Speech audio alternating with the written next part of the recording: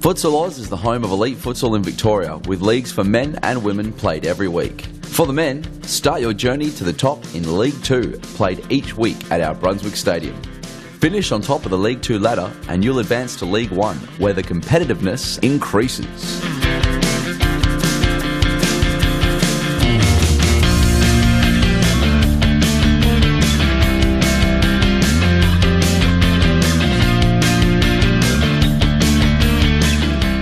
If your team wins League 1, you'll qualify for the State Championship, and if you win that, you'll be playing Series Futsal Victoria, the highest level of futsal in Victoria featuring the best clubs and players.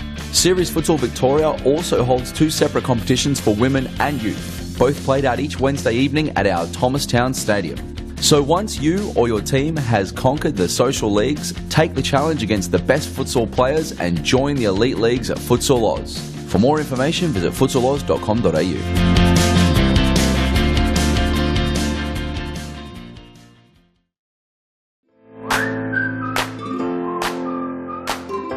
Before your next game, check out the latest futsal gear in one of our Futsal Oz shops. Located at each of our stadiums, you'll find the best products you need to win your match. Futsal shoes, team kits, apparel and merchandise, socks, shorts, shin guards, goalkeeping accessories and match balls for practicing or playing. There's nothing you don't need that we won't have at the Futsal Oz shop. Located at all our Futsal Oz stadiums, Brunswick, Mount Evelyn and Thomastown. For more information, visit futsaloz.com.au.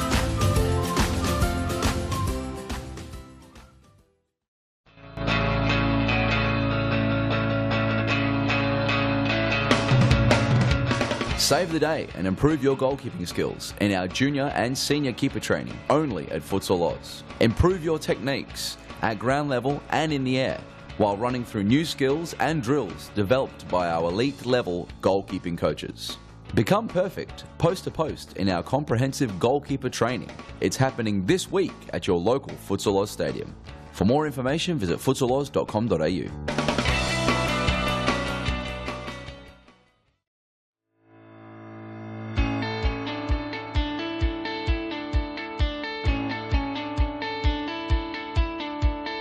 The Futsal Oz Junior Club program is the best way to develop your child's futsal and soccer skills. Guided and encouraged by our elite level coaches, your child will get lots of touches of the ball, allowing them to improve their skills while making new friends. Futsal Oz will place them in a club with a coach, competing against players with comparable abilities. Teams and leagues cater for children from the ages of 6 to 15, with training held each weekday and competitions played on Fridays or Saturdays during the school term. So there's no more excuses. Get your juniors in the game and kicking goals in the Futsal Oz Junior program.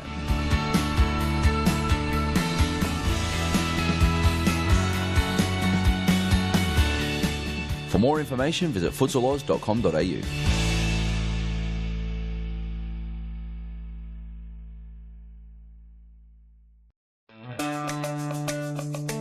Do you have a team of stars in the waiting? Get them off the sidelines and create a junior team today. Played on Friday evenings and Saturdays, Futsal offers kids lots of touches on the ball with non-stop action. And you only need 5 players to get your own team started. Enter a junior team today and take your kids to grand final glory. For more information, visit futsaloz.com.au.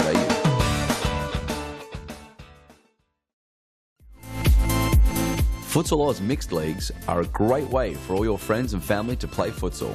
Boyfriends can play alongside their girlfriends, and wives and husbands can join forces to take on the mixed futsal world. There's a great league waiting for your team of guys and girls to play, whether you are a group of super competitive players or you just want to have a bit of fun. So pick up your phone, text your pals and start a Futsal Oz mixed team today. For more information, visit futsaloz.com.au.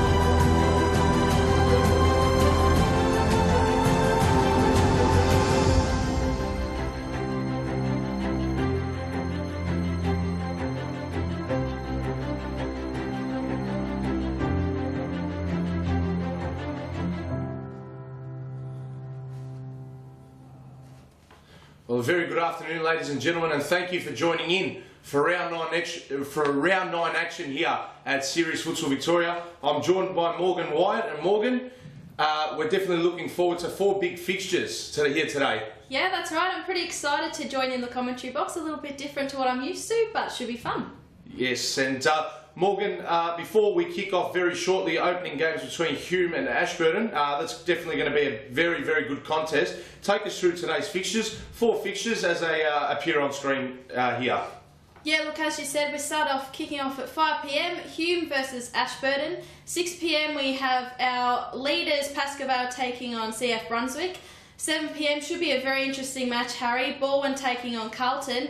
And finally, Fitzroy take on Metropolitan. Yes, definitely. So a lot can be done to the ladder as we have a look at the ladder on our screens here after today's fixtures. A few interesting results from last week. We'll elaborate a bit more on them later down the track, Morgan. But take us through the ladder, as you can see on our screens here.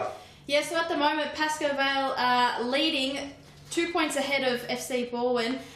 Should be interesting, the results today, see if Bowwin can come back on top of the ladder, but at the moment Pasco are sitting nicely up there, and unfortunately down the bottom, Metro, they're sitting with the 1 win.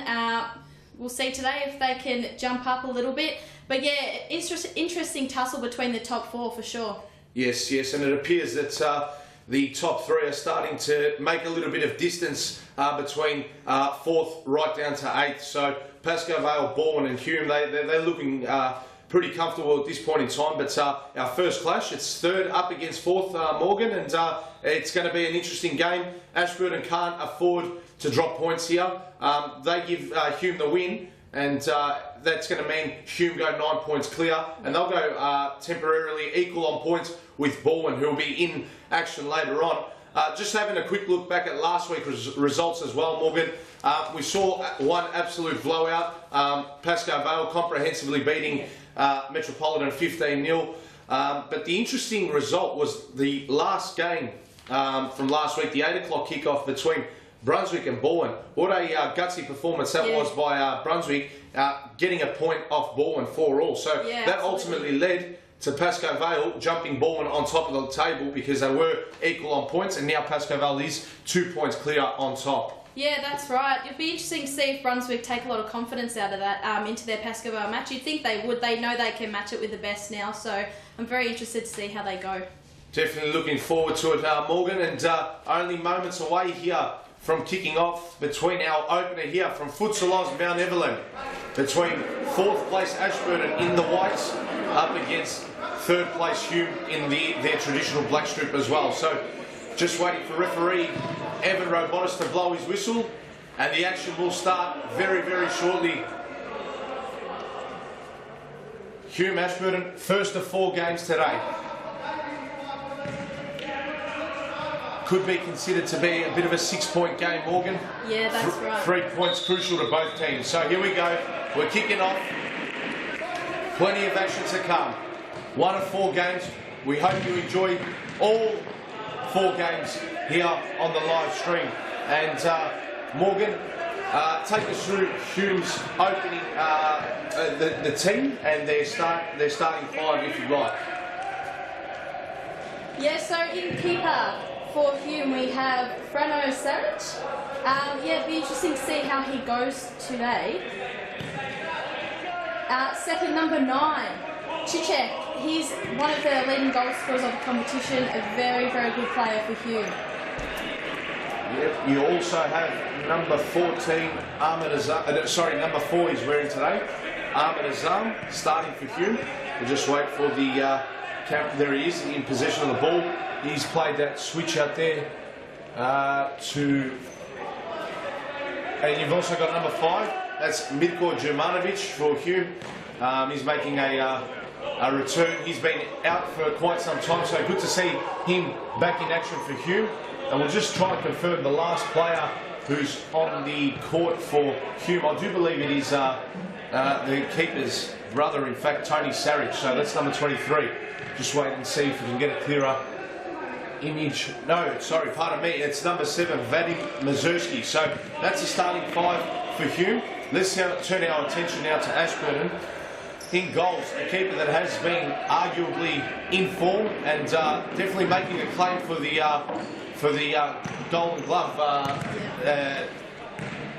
title at the end of the season is Omar Azami. Fantastic keeper, a real hit. He's in position with the ball with a quick release there, as you've seen on screen. Morgan, in my opinion, he's been the real catalyst behind why Ashburton has started the season like a house on fire, coming up from state championship last year. So keep an eye out on him. He's going to be making some really, really good saves here tonight, and he gives it his all on the court, which is good to see. And something did just catch my eye then, Morgan. In goals, I was told by the coach Hume, Nikos Ignatiadis, earlier on that the keeper, Frano Saric, would be running a little bit late. So before you had Ned Sahin in goals, but they've just made the keeper sub now, and there you have it. Frano Saric is now in goals for Hume. So that's the lineups settled for both teams. And let's turn our attention now on the game. And just off target there. Yes, sorry, we forgot to read out the Ashburton lineup. So Omar Azami is in goals, number 1. And there's the opener. There's the opener. Ubedi Cicek. What a great finish that was. Let the ball run in front of him, deceived the keeper, and he slotted it in the back post. Omar Azami, as you can tell, filthy with himself. Could have done better there, but he's very, very intelligent, smart and creative play by Cicek. See how he fooled the keeper, let it run in front of him, quickly dragged it back through the legs of Omar Azami, 1-0 Hume, and that was the like the Hume boys with the early 1-goal advantage as a corner to Ashburton. Let's quickly go through their starting lineup. Number 9, Ahmed Sani, and the shot there, number 8, by another really, really good player from Ashburton, number 8, Mehran Shafai. He's been on fire as well this season, scoring goals, creating assists. He's been doing pretty much everything for Ashburton in the final third. Definitely say he's probably their best player so far this season. Yes, correct. Out for me. Yes, yep. Fair to say Omar Azami, the keeper, and Mehran Shafai being the highlights for the Ashburton team, and they've definitely had strong starts to their campaign in Series Futsal Victoria. And speaking about the devil, there he is, Morgan. Mehran Shafai.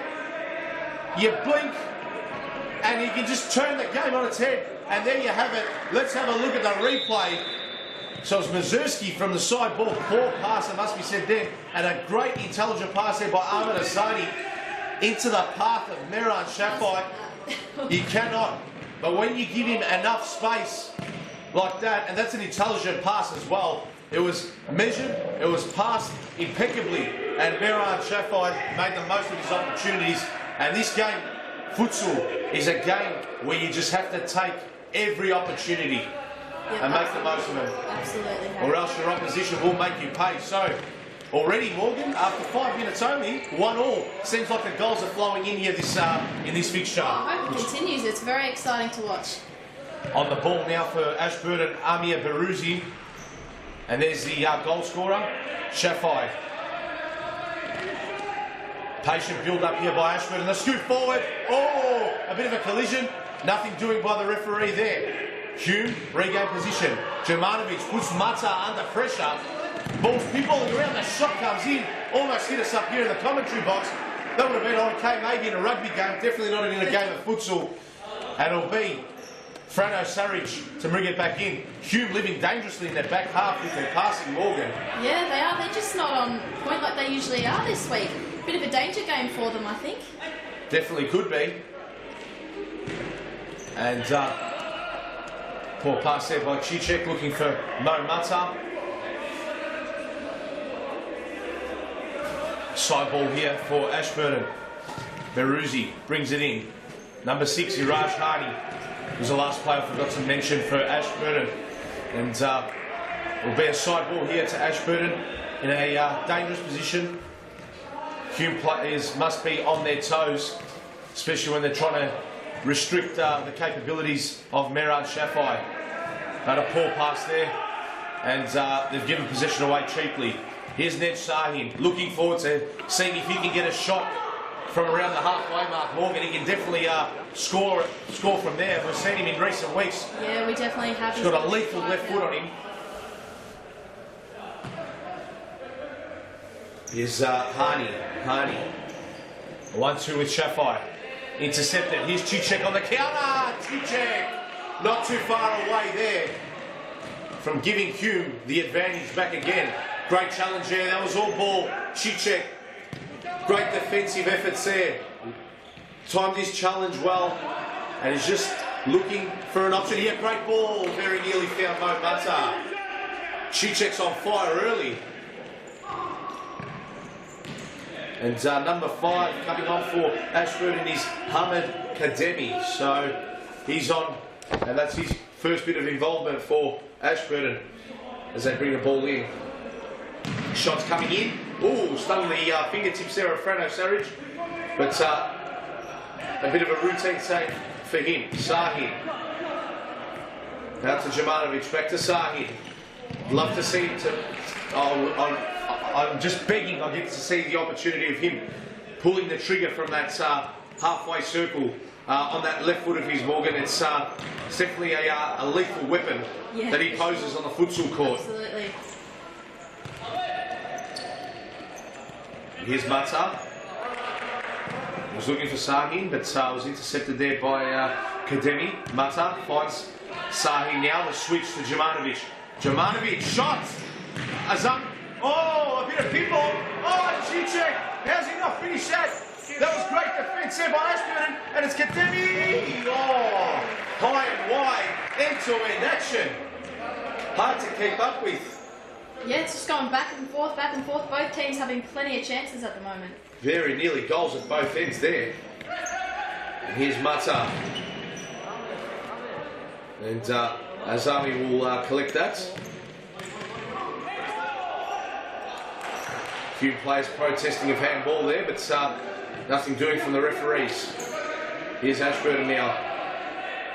Making their way from defence, turning it into attack. And here's Hume now. And this is Tony Sarich on for it for the first time. He's looking for the counter attack, but Ashburton have recovered well. They've got the numbers behind the ball. And centimetre perfect pass there by the keeper, Tony Frano Sarich. And here's Tony, 1-2 with Jumanovic, and it's very nearly Tony Sarich with the 1-2. And Ashburton are in here, and there could be, very nearly. It was Hamid Kademi, and he found Meran Shafire unmarked at the back post. The ball was behind him, he flicked it, and it just missed the back post. Both teams very lucky not to have a few goals scored against them. Look at the replay here, brought to you by Nike. So great pass there, the ball was behind him, a flick just missed that far post. Very nearly Ashburton taking the lead for the very first time here today. Already 10 minutes gone, 1-1. Early stages of this first half.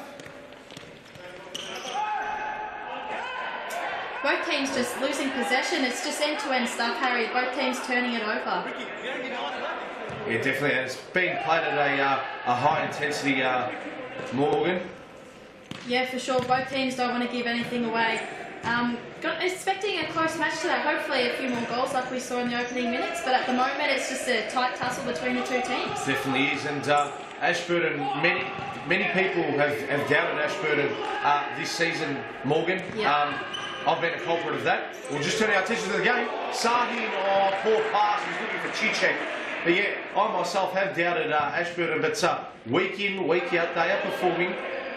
They are taking every passage of play, seriously. It's almost like it's life or death for them. So they have pulled a few upset results. Yeah. The table doesn't lie after 8 rounds. They're in 4th position. They've already played everyone once, so they've matched that up with the big boys. They haven't really been blown out of games. 3 wins, a draw, 4 losses after 8 games, and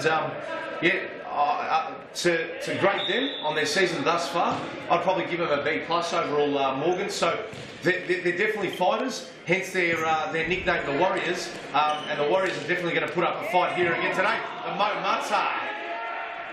that tricky footwork of Mike Mata. They're in here. Ashburton very nearly. Kademi, he's starting to be a bit of a handful for Hume. Number 5 there. Hamid Kademi Morgan. Yeah, look, he's a great player. Ashburton, for sure, like you said, Harry, they've been the surprise packet of this season. For myself, I didn't expect them to be up as they are at the moment, but yeah, they're doing a really great job, taking up to the best of the team, so it'll be very interesting to see how they play out this game. I think they probably match up quite well against Hume with the bigger bodies as well. But we know that they probably have one of the best attacks in the league, Ashburton. Their firepower up forward's just phenomenal. Yeah, fair point as well. And they've scored the 4th most goals in Series Futsal Victoria. So the top 3 teams ahead of them are Pasco, Bowwin and Hume. Pasco scored the most, Bowwin second, or actually, sorry, pardon me, Bowwin and Pasco scored the most with 48 goals this season.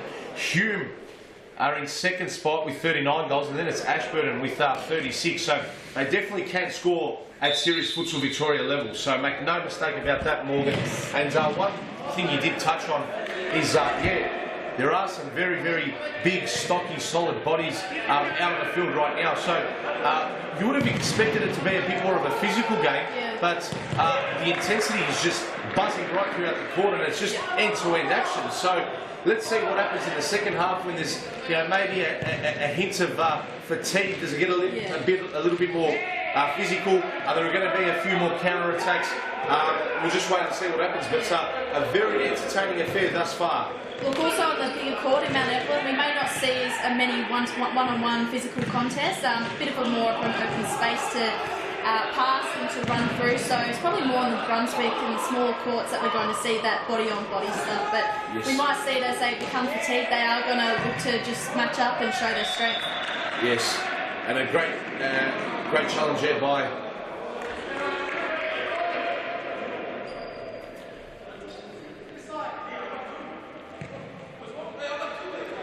Harry, and look at, we know that Ashburton do have a bit of experience on this court. They did win the Vic East Premier League at Mount Evelyn, so they know how to play the bigger courts, and they probably it's probably like their second home, Mount Evelyn. Yeah, so it's a home away from home. Definitely is. It's fair to say the Hume boys prefer the Thomastown court a little bit more. Most of their players are playing in the youth league levels on a Wednesday night there, so this court definitely is going to slightly favour Ashburton here today. So let's see how Hume can react, and let's see if they find a way to win here today and get all 3 points. But yeah, Ashburton are definitely going to give them a lot of grief. And Morgan, we forgot at the start of the contest here today our predictions for the game. Let's save the last 3 games. We'll keep them up our sleeve for the time being. But your prediction and what you've seen so far, who do you think is going to win it from here? Look, I'm going to tip Ashburton in a close one. Maybe 4-3 to Ashburton. I'm going to go with that. Yes, all right, Ashburton. I am going to go. I'm a bit ambitious, Morgan. I'm going to go 3-3 draw. Oh, nice. Let's turn our attention here. A handball was called on, there was Tony Sarich, the number 23 for Hume. I think that's a bit stiff. It came off his rib first and then onto his hand. Didn't have much reaction time to it. Lucky it was just outside the D. But dangerous free kick here. Oh, for Ashburton. And that very nearly put him in the lead. Let's see if we can have a look at the replay here. That cannon off the post. And that was hit by the ever so dangerous Meron Shafai. Look at this. Great free kick. And what was Fredo Sarich, the keeper, doing? And the foul's been committed by Ashburton. It's going to be Vadim Mazurski to hit this from a very dangerous area. Omar Azami just setting up his ball. Quick pass. Oh, that very nearly caught Ashburton out. That's definitely a set piece that the Hume coach, Nikos Ignatiadis, definitely would have worked on in training, Morgan. Oh, controversy here. Whilst the timeout has been called. That is very, very silly. And that is very silly. You've got to wait for the whole ball to go out. There's no exception to the rules there. It was going out. There was no pressure around him. You should have let it go out. So, look, there's a timeout that's been called. Morgan, we're going to go to a quick break. And in the break, we're going to have a look at the advertisement of Futsal Oz's biggest night of nights on July 2, Saturday, from the State Netball Hockey Centre, when some of the world's biggest names in futsal come down to the State Netball Hockey Centre. Let's have a look at the advertisement now.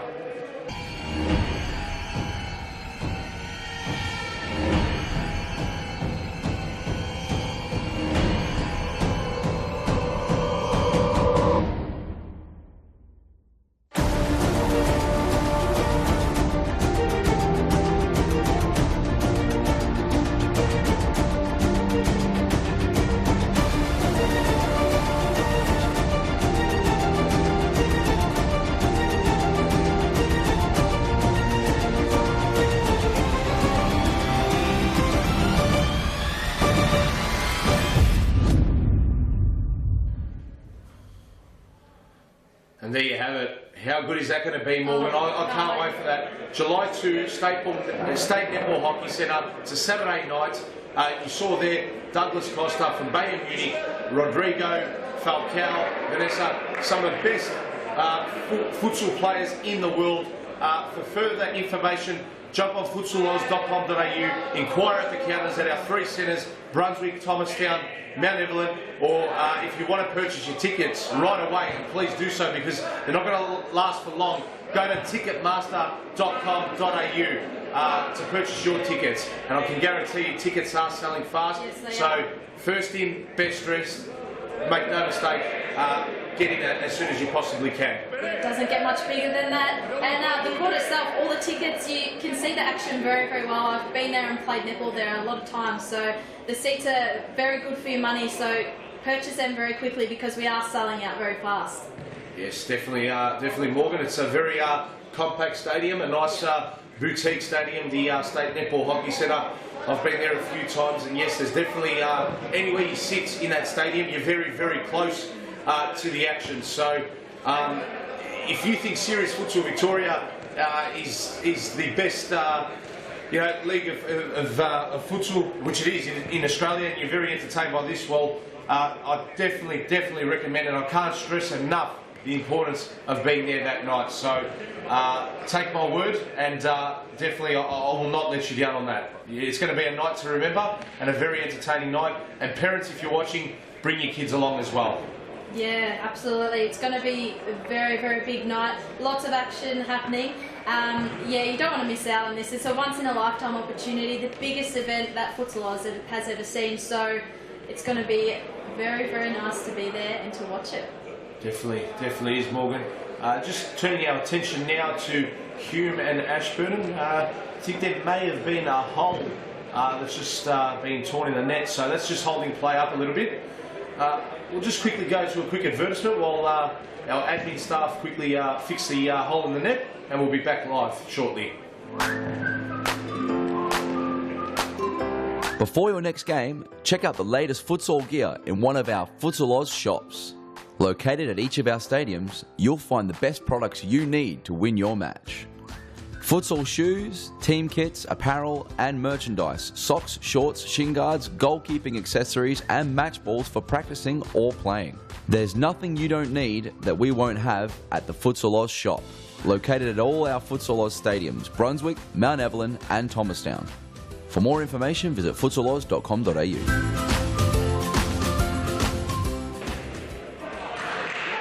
And we're back live now, so to recap to our viewers at home, there's about 6.5 minutes left on the clock. There it is on screen, 1 goal apiece. Goal scorers, Meran Shafai for Ashburton. As Ashburton are in here, Meran Shafai! Why was he brought down there by Tony Savage? Evan Robotis, the referee, said nothing in that. And very nearly Meran Shafai doubling his account here and giving Ashburton the lead for the very first time. There we go, the shot comes in and it's just wide. Did he get a touch on that? I think he did. That was Frano Saric getting a touch on that. And corner here to Ashburton. Definitely pressing Hume. So goal scorers have been Meran Shafai and Ubedi Chichek. Easy save there by Freno Saric, made it look more difficult than what it was, and Hume will restart in possession. Here's Mazurski. Plays it back to Ahmed Azam. Mazurski, is he going to pull the trigger here? He doesn't. He goes to Chichek. Chichek very nearly. Oh, he should have left it there for Ahmed Azam. Mazurski, and a counter's on here for Ashburton. Can they score? Oh, that's handball. Yes, it was handball. Just that pass needed to be in front of him a little bit more. It got caught behind. So yeah, if the passing was a little bit more crisp there, they could have made Hume pay. But Morgan, your prediction seems like it's going to be coming a little bit more truer, if that makes sense to their mind. Ashburton seem like they're on top of Hume, especially these last 10 minutes. Definitely, they're just not capitalising on their chances. I mean, both teams have had plenty of shots, so we could have seen 4-all if a few of those had have gone their way. But yeah, very interesting.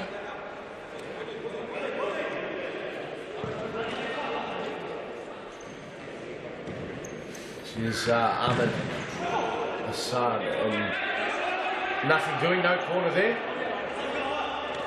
And here's Ashburton coming away with it. Paul Pasco, Mazurski intercepts. And his last sort of 2-3 minutes, the passing game of both teams hasn't been to a high standard. Morgan. Yeah, you're right. Start of the game, both teams were passing pretty poorly, and they seem to have gone back to that bit of a habit that was at the start of the game, which is odd. But let's hope we can see a bit more of a crisp and clean passing at the moment. It's a bit scrappy. Yes, definitely. There's Bezenpour for Ashburton. Switches. And poor pass there, but Mo Mata couldn't control that, and Ashburton will regain possession. It seems like the sting's been taken out of this game just for the last 3 or 4 minutes or so, but something will happen very shortly that's going to turn the game on its head. Could it be a bit of Mo Mata brilliance? Could it be a bit of Meran Shafai? Who's going to step up now? Here it is. Could it be for Ashburton? No, the shot's in. Oh, great defending there by Ned Shahin, the captain, off his line. Chichek with the shot blocked, and out come away Ashburton. It's pass there was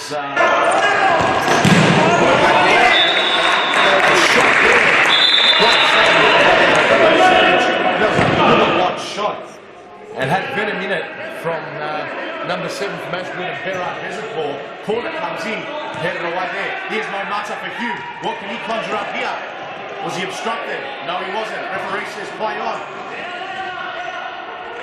And it's still 1-1. Dying stages of this opening half. Freno Saric. It's a ball just to get Hume and relieve the pressure and just get him out of jail temporarily. Mirko Jumanovic, great challenge. Oh, and Mo Mata wasn't happy about that challenge there. And it's a yellow card given to number 5, Hamid Kademi, and rightly so. Great call there by referee Evan Robotis. And here's the opportunity I've been waiting for, Morgan. Ned Shahin, the captain of Hume. There's about 30-odd seconds left. Oh, I thought he was going to take a shot on Mirko Jumanovic. Very nearly onto that. Either team do not want to be conceding late in these dying moments. Oh, the deflection again. Almost ball over to Zamia. Ashburton on the counter. Sheffield, can he keep it in? No, he can't. Very nearly. End-to-end stuff here. Series Futsal Victoria. Round 9 action. This is only game 1 of the 4 that we have on offer here. And that is the end of the first half. Hume 1, Ashburton 1. Goal scorers, Chichek and Shafai. We're going to go to a quick advertisement and we'll be back live for the second half.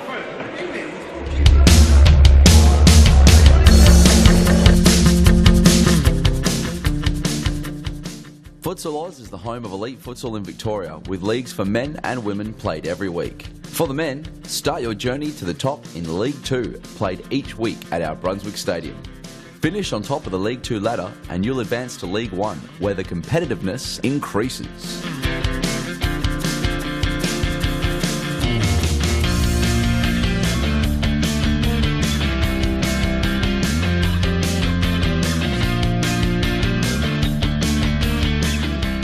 If your team wins League 1, you'll qualify for the State Championship. And if you win that, you'll be playing Series Futsal Victoria, the highest level of futsal in Victoria featuring the best clubs and players.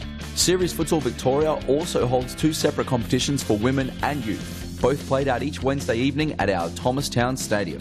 So once you or your team has conquered the social leagues, take the challenge against the best futsal players and join the elite leagues at Futsal Oz. For more information, visit futsaloz.com.au.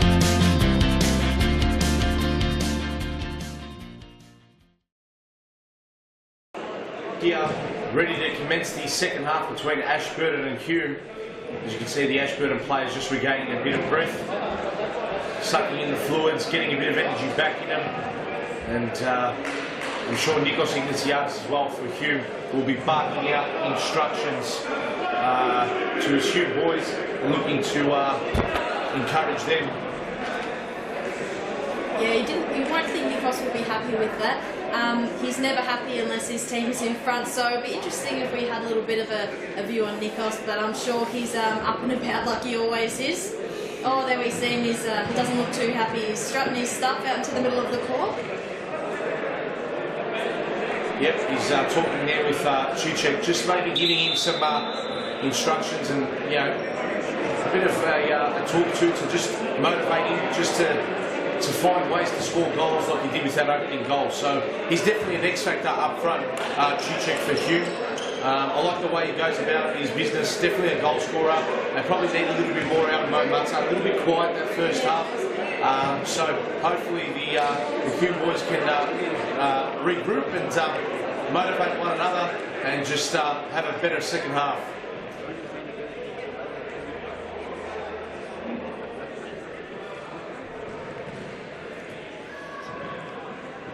So just a bit of news from the sideline. Adam Cooper, who was a Vic Vipers player back in the Nike V League, will be playing for Brunswick against Pasco. So that is a very, very big in for them. We know he's had a lot of battles over the years with Andre Carr and the likes from Pasco Vale, so that is a matchup I do not want to miss. Yeah, definitely, Morgan. And I received word earlier on as well in that fixture, Pasco Vale will be without Sofiane Sufi tonight. So on paper, it was going to look like Pasco Vale were going to run out comfortable winners, but Morgan, with the inclusion of Adam Cooper for Brunswick and the exclusion of Sofiane Sufi, respectfully, I mean this, that's definitely a 2 or 3 goal turnaround automatically. Yeah. So last time they met, Harry, it was only 3-0 win to Pasco Vale, so this should even it up considerably, I would say. Definitely.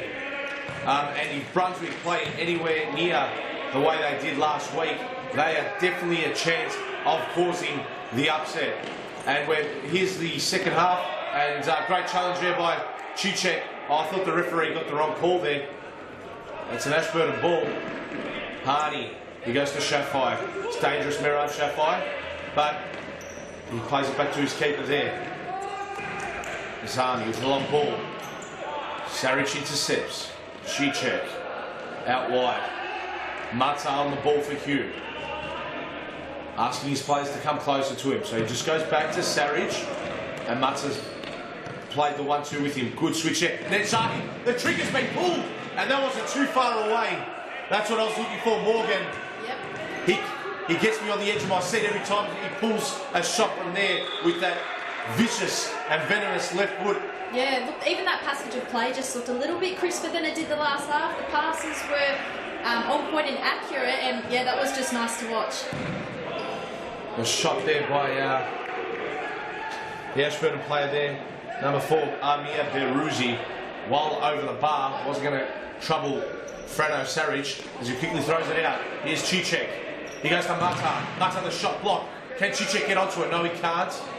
Hardy got to it first. And clearance there by Azami, the keeper, to his opposite keeper, Frano Saric, to bring it back in for Hume. Plenty of time still left, Morgan, but it seems Hume all over Ashburton in this opening 2 or 3 minutes of this first half. Yeah, we feel like if Hume can score the next goal, then maybe they might get a bit of a run on. But yeah, Ashburton just holding on to this one, I feel, at this stage. Yes. The floodgates could open if Hume get the next one.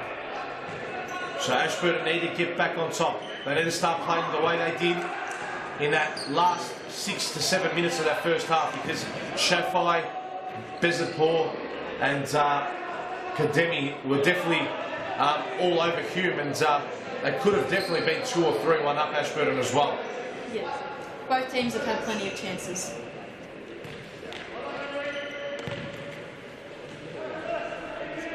Here's Sahin with a shot, that time blocked. Will be a Hume side ball though. There he goes, he brings it back in. Safely to his keeper, he's looking for the long ball. Picks out his brother there, Frano Sarich, found Tony Sarich, but his header couldn't find Cicek. And Hume pressing up high.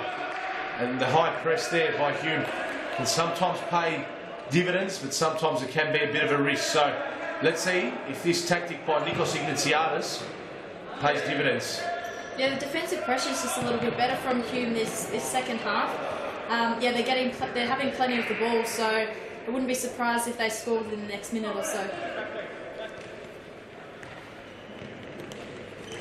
Here's Mata, who's been fouled there by Miran. Oh, sorry, pardon me, it was Iraj Hani with a foul. Seems Mo Mata's a little bit frustrated here, just needs to keep his cool, just needs to do what he does best, and that's assisting, scoring goals, creating opportunities for his team. He can't let his emotions get the better of him, and Ashburton come away with it. Here's Hani, and a great challenge there by Frano Sarich, well outside his D. If he didn't make that challenge, could have been in a bit of trouble. He would have been found out in no man's land there. Let's come off Mata, so it'll be an Ashburton ball.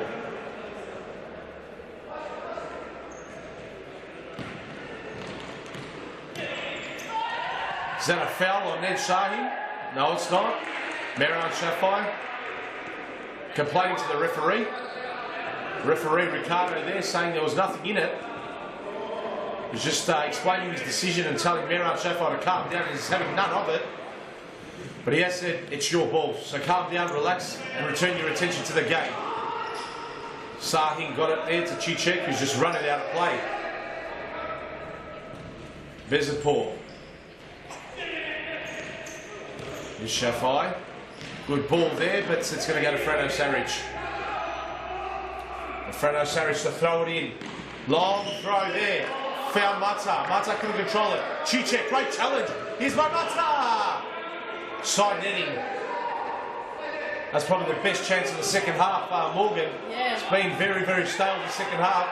And calls for handball there. There's been very few and limited chances, but I think that's going to fall into the way of Ashburton. I think they're going to like this because they are opportunists, and it's just going to take that one opportunity for them. They will score and they will make Hume, and that's the opportunity that I was talking about, Morgan. But a great save there by Frano Sarich.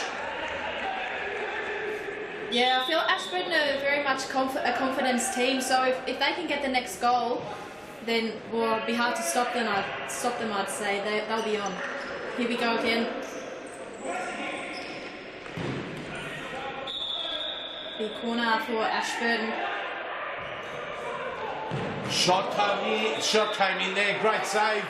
Frano Sarich. And here's Shafai, what can he do? Foul there by Cicek in his own half. Not really in a dangerous area. So what can Ashburton conjure up here? Seem like they're maintaining majority of the possession in these last 2 or 3 minutes. They're starting to get back on top of Hume. And Tony Sarich doing the team thing and just knocking the ball out. Conceding possession, but he had to in that situation. Couldn't allow himself to give the ball away in an area like that. Ball spills out here. Azami, the keeper, just passes it back to his own keeper, and a bit of 1-2 with the keepers. Here's Bezapur being pressured and corralled there by Sahin. Sahin passes it in. Tony Sarich goes out to Mazurski. Poor pass. Hume and Ashburton, what can they do here? Shafai, Hardy, it's in! There it is! That's the opportunity. What a goal there. Berard Bezenpour linking up with Shafai and Iraj Hardy, and that's what happens with smooth, clean, crisp passing in your front third. They've just opened up the Hume defence. Let's have a look at the replay brought to you by Nike. So here it is, Iraj Hardy. He goes there to Shafai, Shafai back to Hardy, and that pass has split the defence open, and that is a great finish by Bezenpour. Morgan, your prediction looks like it's going to come right. Yeah, they've got the jump on them now, and as I said, they're a confidence team, so they'll be up and about right now. They will be raring to go, and they turn it over again. Let's see what they can do. They definitely are. And here's Bezenpour trying to get around Sarich, but Sarich was having none of it. A bit of pinball in midfield. Shot blocked there. He was condemned with a shot. Freno Sarich. Pass it. Oh, intercepted there by Hardy in the nick of time. And he goes to Shafai. Shafai passes it back. Ashburton, crisp passing. Just trying to open up Hume like they did for that second goal. First time all afternoon they've been in front. The big question is, Morgan, do they have enough to hold that lead until the final whistle? Or are Hume going to come up with the answers? Sahi the switch to Azami. Azami. Pass out wide. Poor touch there by Mazurski. It'll be Ashburton again.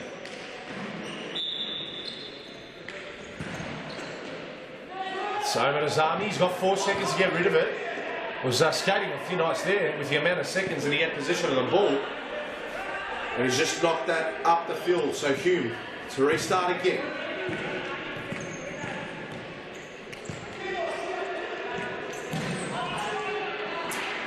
They just keep turning it over, don't they? They can't find a way through. Ashburton are defending very well. Yes, they are defending extremely well, Ashburton.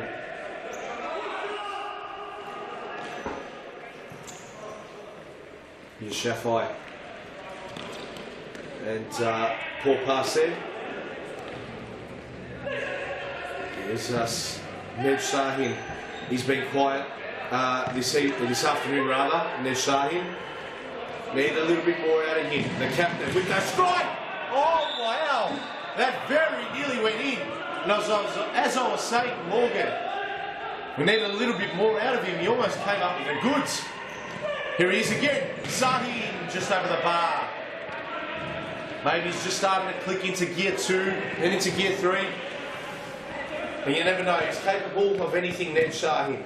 Yeah, look, he's a very experienced player, so Hume really need him to step up and hopefully find the net in a couple of those. Hopefully the captain there can inspire the rest of his teammates. But Ashburton just doing it comfortably at this point in time.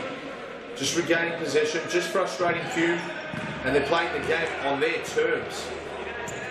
Yeah, they're really dictating the play at the moment. They look like they have a lot of time with the ball. And Freno Sarich, oh, he's almost lost it there, the keeper. That's gone out of play. They're a bit frazzled, Hume. They don't look themselves today. Here's Iraj Hardy. Is he going to pull the trigger? He does, but it was blocked there by Sahi. Azami the keeper. Found no one in particular. And side ball to Hume, right next to their bench. Here's Ahmed Azami. Goes there to Sarich. Sarich playing the 1-2. Just lacking creativity now, Hume. They're very stale. There's no spark or X factor in them whatsoever. They need something, and they need something ASAP. Again, possession wasted, and Ashburton will convert defence into attack now. Harney, he's found Kademi, and it's just well wide of the post there. 11 minutes to go in this one. Throw there by Sarich. Mazurski back to Azam. Sarich sidesteps 1, 2, passes it back. Oh, intelligent bit of play there by Tony Sarich. But that last pass didn't have enough to find Ned Shaheen, I think it was, unmarked at the back post. But it was well read there by Omar Azami.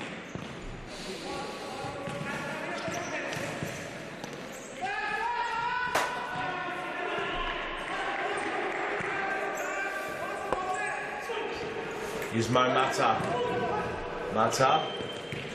Great pass there by Mata. There's nothing in that. Nothing in that whatsoever. Great call by the referee. I think it was a case there of Ahmed Azam, number 4 for Hume, trying to milk the situation as best as he possibly can. Ball still in. He's done well there, Ahmed Azani, the number 9 for Ashburton, to keep that in. Less than 10 to go now in this opening fixture. Shot there by Tony Sarich to Azami's near post. Azam did what he had to do and just palmed it away. Corner here for Hume. And the corner comes in very nearly. Could have gone in. But it's another corner here to Hume. Just trying to get themselves back into the game. Looking for that all-important equaliser. No one there. And they're not going to find it with corners like that. And Ashburton are on the counter. Shot comes in. Oh, and Frano Sarich. Didn't know much about that. They look a lot more dangerous, Ashburton, at the moment. And Hume seemed to just be getting a little bit frustrated. Here we go. Ned Shaheen coming away. They're slow on the counter, Hume. They're not sprinting. They're not talking. And here come Ashburton. Oh, poor pass there. But no attack on the ball from Hume. They could have... Great pass. They're in here. Oh! Bit of clever footwork there by... watching Daniel does tricks by the looks of it. It's number 9, Ahmed Hassani for Ashburton, who was found unmarked in the feed. But Frano Sarich made himself big and stopped that one going in. I think the next goal, Morgan, is definitely going to dictate and impact the result. As you see, Nikos Ignatiadis, he's frustrated, he's not happy, he's calling a timeout. So the next time Hume have a side ball or a corner, it is definitely going to be, or even a foul for that matter, he's going to call the troops in. He's absolutely going to grill them. He's going to be barking instructions out, and this will be, it's going to make for some extraordinary viewing to our viewers at home. I want to see if we can get a close-up on Nikos, and here it is. Here it is. The time has come for this is going to be a grilling by Nikos Ignatiadis, and rightly so. The Hume players have themselves to blame. He's taking the big steps away from the crowd. When he has his hands up on his chin, you know he means business, and that's the look of I'm going to rip through these boys right now. And he's very, very pale, but he is as red as a tomato. He has got steam coming out of those ears. Nikos Ignatiadis, he is not happy. Look, no, he's not. Look at the eye contact on his players. Look at that. He's definitely not a happy man right now. So Morgan, 8 minutes to go. Can this lift the Hume boys? We'll soon find out. We're going to go to a quick advertisement and we'll be back with the last 8 minutes between Hume and Ashburton.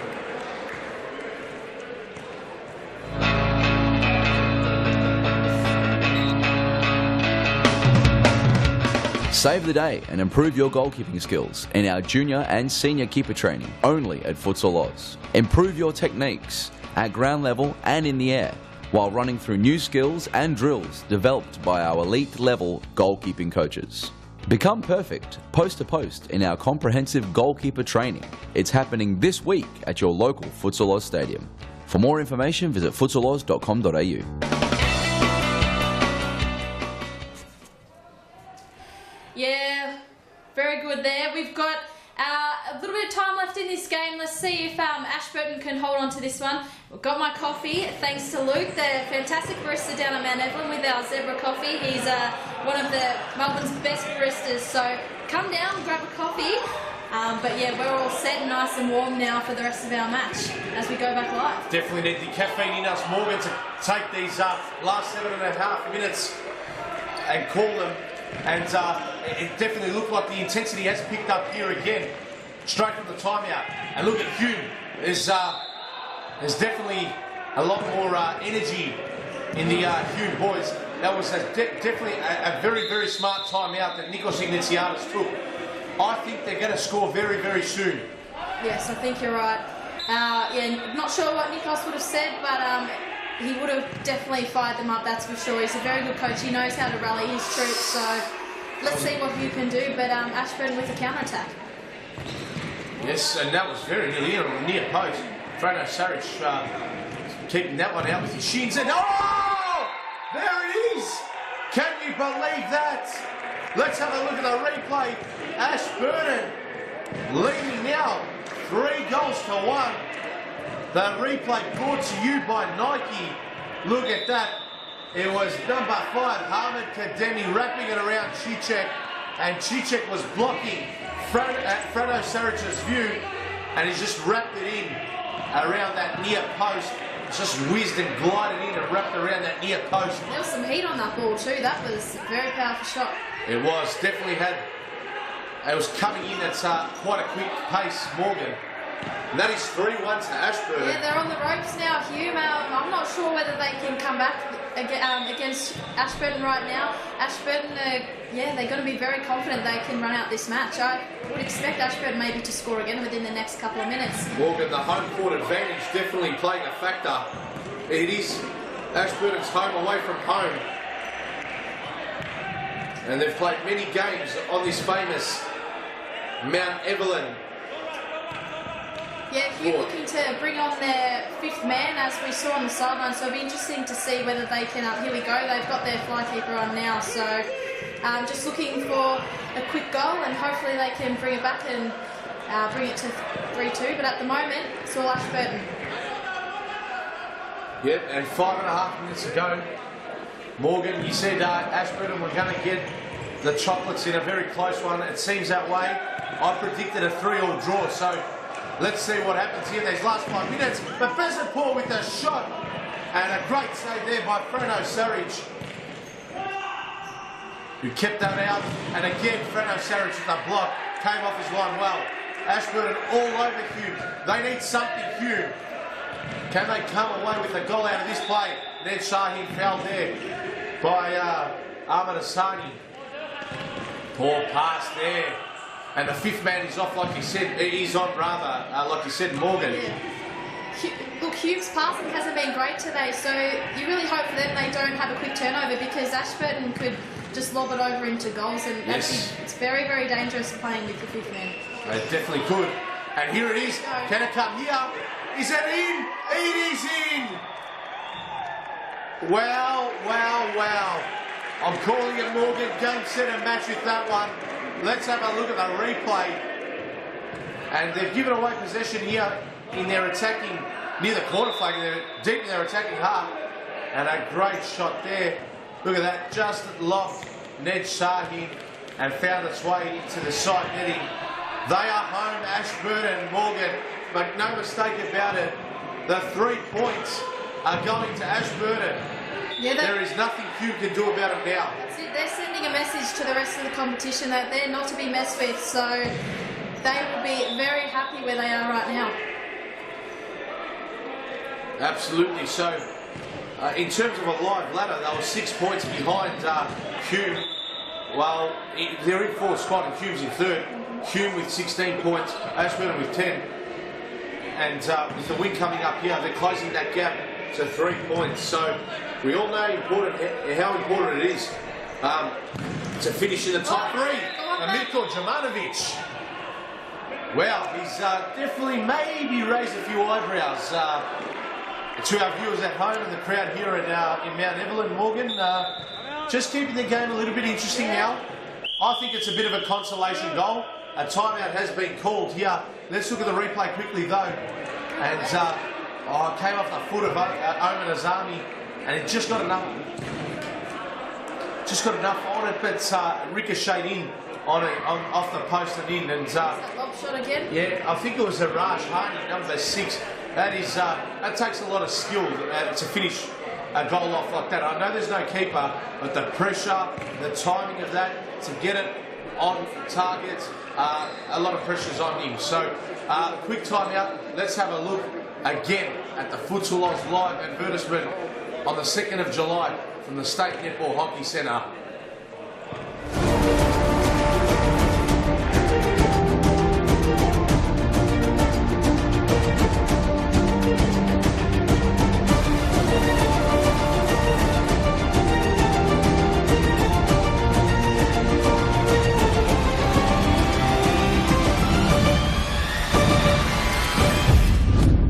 Hey guys, see you soon in Melbourne. There we go, We're back live. And the Flash Harry, he's coming to Melbourne. I cannot wait. Yes, the Flash Douglas Costa will be playing futsal at the State Netball Hockey Centre. He's a Bayern Munich star. He's a winger for Bayern Munich in the Bundesliga in Germany. The biggest, the best, the most decorated club.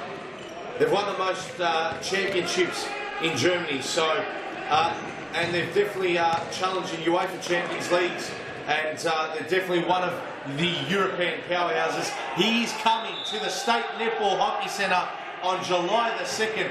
I'm definitely looking forward to it, and I'll definitely be chasing him for a signature and a selfie, Morgan. Make no mistake about that. The Flash, Douglas Costa. I cannot wait. Yeah, look, it's going to be incredible. He's going to be lining up for Pasco Vale, so look, I think he will go in nicely with the likes of Andre Caro. Yeah, it's going to be a very, very good match. Yes, and it's Douglas Costa versus Falcao, the best, arguably the best futsal player in the world. Falcao up against one another. And it's going to be interesting to see. Yeah, look, you don't want to miss out. Tickets are selling fast, so get on the Ticketmaster website and make sure you get your tickets. Definitely. Hardy here for Ashburton. Last 2 minutes. Oh, poor pass. Leaving dangerously there, Ashburton, but it's worked out to their favour. Counter could be on here. Oh, Bezetpour has absolutely smashed that into the guts of Fredo Saric, and he has taken a huge blow to the midsection. Let's look at the replay of that one. Let's have a look at the replay. Wow, he must have abs still there, Fredo Saric, because if that was me, I would still be on the ground right now, Morgan, and I would have been in tears. Make no mistake about that.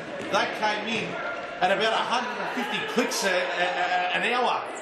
That shot there by Berard Bezetpour. Hit it off the sweet spot, and Fredo Saric done well to keep that out. 1:11, 4-2. They need to roll the dice here, Hume. I think the game's done and dusted, but you never know. And they're coming away with it. Ashburton on the counter. Could this be it? Oh. Well done there by Mo Mata. Mata trying to conjure something up, but he's not going to find an avenue to goal with shots like that. That was a panic shot in the end. Bezetpour already on the score sheet. Can he have a double? He passes it off. Shafai. Game, set, and match. It is over. Ashburton 5, Hume 2. 30-odd seconds to go on the clock. And that has officially put the game to bed, Morgan.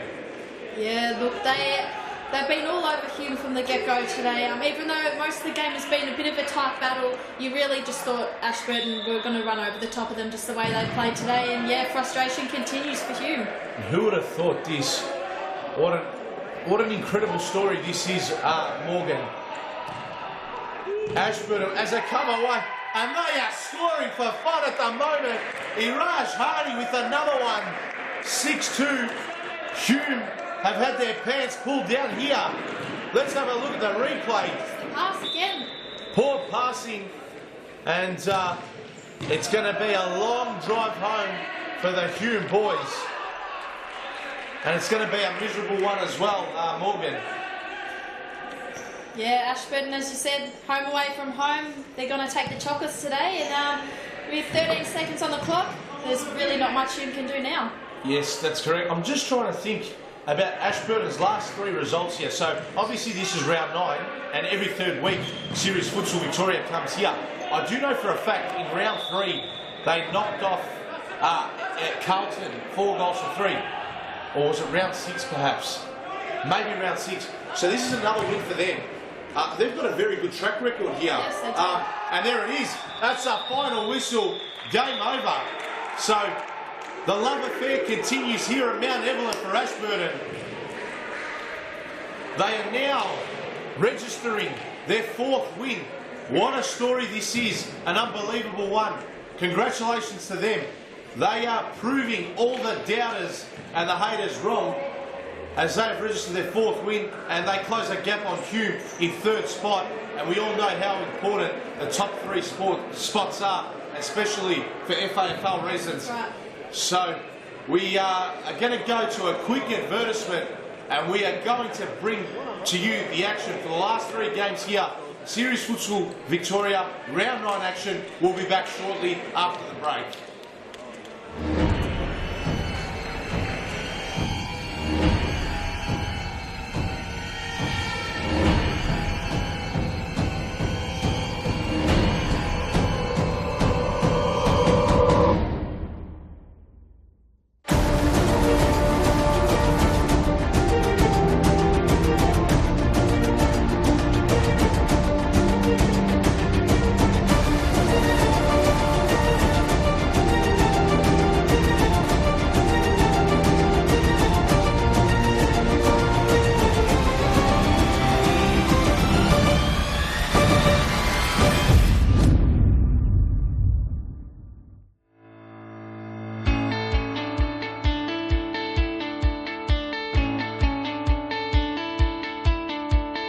The Futsal Oz Junior Club program is the best way to develop your child's futsal and soccer skills.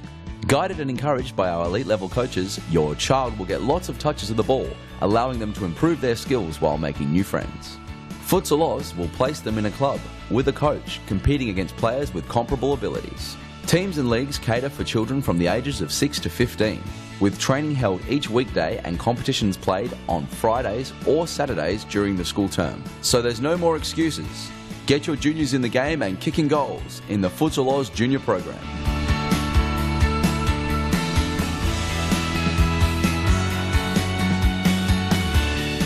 For more information, visit futsaloz.com.au.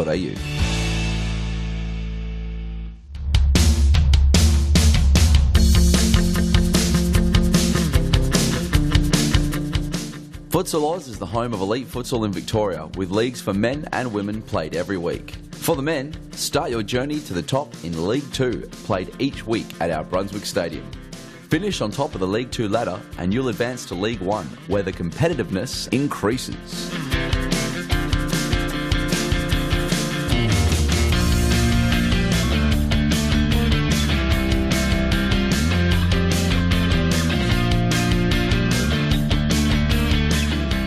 If your team wins League 1, you'll qualify for the State Championship, and if you win that, you'll be playing Series Futsal Victoria, the highest level of futsal in Victoria featuring the best clubs and players. Series Futsal Victoria also holds 2 separate competitions for women and youth, both played out each Wednesday evening at our Thomastown Stadium. So once you or your team has conquered the social leagues, take the challenge against the best futsal players and join the elite leagues at Futsal Oz. For more information, visit futsaloz.com.au. Hey guys, see you soon in Melbourne. So we're back live now for game 2 of 4 for round 9 action, Series Futsal Victoria. And what a contest this is going to be. Brunswick up against Pasco Vale. Huge news. Adam Cooper, the former Vic Vipers player, will be playing, believe it or not, for Brunswick. And is he wearing his famous number 3 number? I think he is. He's in for Brunswick, and Pasco Vale are without Sofian Sufi. So this is going to be a lot more closer than what the experts and the futsal frothers are thinking, Yeah, Morgan. we're expecting a very close match, and we know there's no love lost between Adam Cooper and Pasco Vale, so he'll be able to prove a bit of a point today, I think. Definitely. It's almost revisiting those clashes. It's almost like Andre Caro versus Adam Cooper. Yeah. when it was the old Pasco Vale Vic Viper battles. So definitely going to, and there he is in possession for Brunswick. His very first touch in a new look for Adam Cooper. And look how quick he's down the ball. That's come off the post. Straight away, impact. Okay, so Morgan, I'm going to try and take you through as quickly as I possibly can through the Pasco Vale lineup. In goals is Peter Tamburino. Yes, no Felipe Blade today, I believe. Yes, no Felipe Blade. 41 in possession of the ball is Lucas Krul. Number 10, the captain, Andre Caro, provided us with a highlight reel last time here from Mount Evelyn with an absolute pearl of a chip or a scoop, call it whatever you like, against Carlton. He made the keeper look silly. Yes. And that is my goal of the season so far for Series Futsal Victoria. Who else is on the field for Pasco Vale? And number 7. Let's see if we can have a look to identify who. Maria? Yeah, I do believe it is Maria. Yes, number 7 is Maria. Obviously, the manager is Mr. Paul Vidic, and João da Silva is number 9 for Pasco Vale. Who's just made that pass there. That's the starting lineup for Pasco Vale. Let's turn our attention now to Brunswick. As we did mention, yes, your eyes are not playing tricks with you. If you're looking at the screen right now, that is Adam Cooper in the Brunswick shirt. He's playing for Brunswick, and he's wearing the number 3 Guernsey. Adam Cooper, number 3. Next to him, Josh Pulverenti. Yes, number 8, Josh Pulverenti. Thank you for that, Morgan. Number 9, Antonis Apostolakis, one of my favourite players, a keeper that has definitely caught my eye throughout the season, irrespective of how many goals CF Brunswick have conceded. They definitely would have conceded a lot more if it wasn't for this man, Yang Pham, great keeper, and one to keep your eye out for the future. So he's in goals, and you also have Roslin back there, number 7. Roslin. Thank you, Morgan, for that. So they're the starting lineups for both teams. We've clicked on 4 minutes and still yet no goal scored.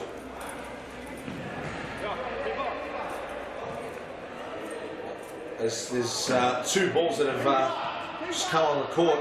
That would make it interesting. 2 balls in play. I see that. I think it just hit our camera there with Yang Pham's throw.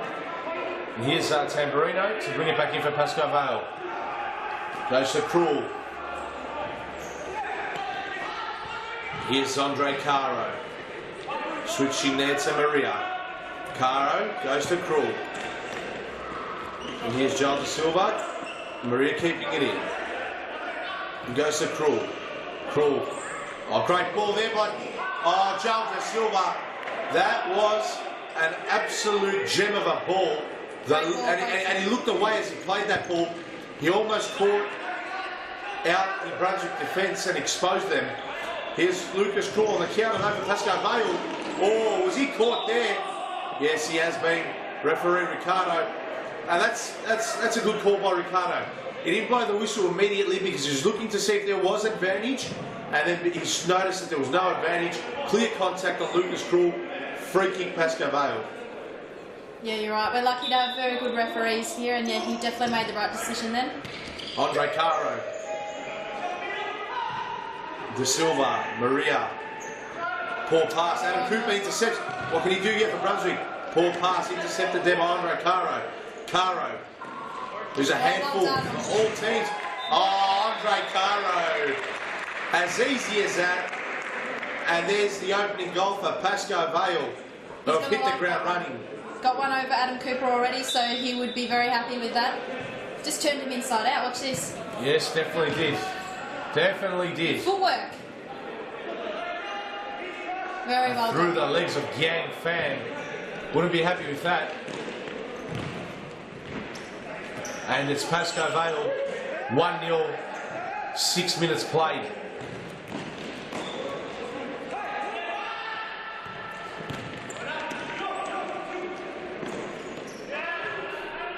Good defensive pressure there. Yes, it was. And number 17 for Brunswick.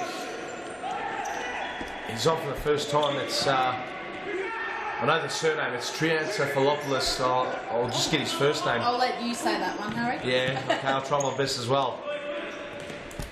Oh, he's turned it over. Oh, Very Rosler. lucky there to get away with that, Pasco Vale.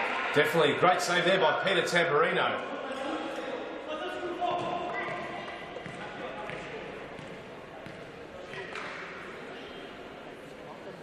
Corner here for Brunswick. Triantafilopoulos to bring it in. Head there by Pulverenti. Back into the dangerous area, but danger averted there by Pasco Vale. They're brought in by Brunswick. Last time the two sides met, Morgan, as a foul's been committed. Oh, look who's back for Pasco Vale. Bruno Pilati, number 8. Yeah, very big inclusion for them today. He actually played over 5 weeks ago was the incident that saw him suspended. And yeah, on Friday night he also played over in Perth for one of the teams in the WA State League. So Freshie has been keeping up with the also playing for Inner City Magic in the F League. So it's not like he's been away from futsal. So be sure to see him. He should definitely be match fit. Yes, make no mistake. But definitely a huge inclusion for Pasco Vale, the league's best and fairest from last season. So definitely a player who's decorated with awards. He's a real talent. Obviously he's been rubbed out this year for the league's best and fairest. Yeah, he would have been disappointed with that too, but yes. He'll be back here ready to prove a point and ready to show Paul Vidic and the rest of his teammates that he's here to play. And yeah, look, I'm really looking forward to seeing what he's got to offer today. And not only was he last season's best and fairest, Morgan, not too sure, I'll take you down memory lane. It was, I think, round 14 or 15 off the top of my memory. He scored the goal of the year, probably one of the best goals Futsal Oz has ever seen on the brand new courts at Futsal Oz Thomastown. There was a save made by Felipe Blade. It rebounded onto his chest in his own defensive D. He controlled it with his chest, chested it down to his foot. He performed a 90-degree turn, and off his right boot, he just managed to score. So yeah, that was a phenomenal goal. Went viral as well. yeah, there was about 100,000 views, if not more, on all forms of social media, Instagram, Facebook. That goal did go viral. So he definitely made a name for himself with that goal, Bruno Pilati. And if he was to try that again, I don't think he could score like that ever again, nor could any other player in Serious Futsal Victoria, or even around the world for that fact. Maybe perhaps Douglas Costa or Falcao can maybe turn it off for us at the State Netball Hockey Centre, Morgan, on Saturday, July 2. Yes, that's it. And interestingly, Pasco Vale number 41, Lucas Krull, is actually Douglas Costa's trainer over in Germany. So it's not your typical personal trainer that sees him a couple times a week. He basically does almost everything for Costa. Is there with him almost 24/7. So yeah, very lucky to have him playing for Pasco Vale, and very good of him to help bring over Douglas Costa for July 2nd. Apparently Douglas Costa also calls in his wife, so wow. Okay. That's how close they really are. Yeah, maybe a little bit too close to comfort. So yeah, that's definitely interesting. I hope they don't plan to get married at Futsal Oz Live then. Well, that would be a spectacle for sure, something we weren't expecting. And just had an intruder come up here in the commentary box. It's Ernie Simsek, who will be in action for the very next game. His boys, his mob, Carlton, under a bit of scrutiny in recent weeks. Yeah. They're up against second place Bowwin. They need to win. They do not have a good track record here at Mount Evelyn. It's been definitely a court they haven't experienced too much success on. So they need to get the 3 points here today. They are in 6th spot. and they need to get themselves away from there. Yeah, A definitely. win They'll could be do in them the big world of trouble good. today, especially if Brunswick can get up against Pasco Vale.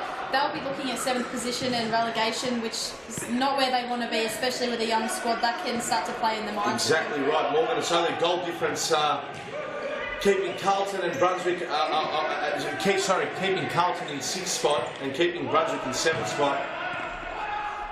They're locked on points, 7 points apiece. And I do believe Carlton, in actual fact, had 7 points after the first 3 or 4 rounds. So it's been a long time since Carlton have registered their points in Serious Futsal Victoria. So yeah, we'll just wait and see what happens there. But let's turn our attention back to this game. As number 10 for Brunswick, Morgan, he's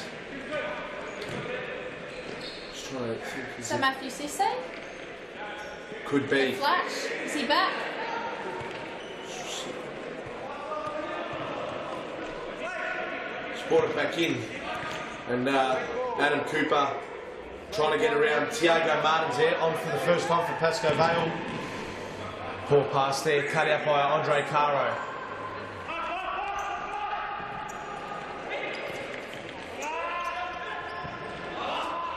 Yeah, look, Harry, you'd think that the Pasco Vale players, in the back of their minds, they will be looking to prove to Paul Vidic that they're the ones that should be starting in this Futsal Live. The players don't want to miss this. They've all been looking forward to it, but we know that there's only a limited amount of players that can play in that match, so they'll be looking to prove a point. About 12 per squad, so definitely they'd be looking to prove a point as Andre Caro comes in and scores his second goal. Really, he's unstoppable. He's having a great season. Absolutely he is, and he's definitely putting his hands up and making a strong case to be not just a squad player, but one of the starting 5 alongside either Douglas Costa or Falcao. Make no mistake about that.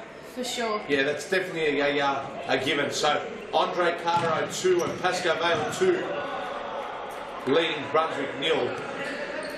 And this is starting to get very, very ugly early on in the piece. Morgan, the floodgates you just sense is starting to open up for Brunswick. Yeah, probably not the impact they were hoping Adam Cooper to have. He really hasn't, apart from the opening couple of minutes, he hasn't had much for the ball, so they'll be looking to have a lot more from him the next half of this first half.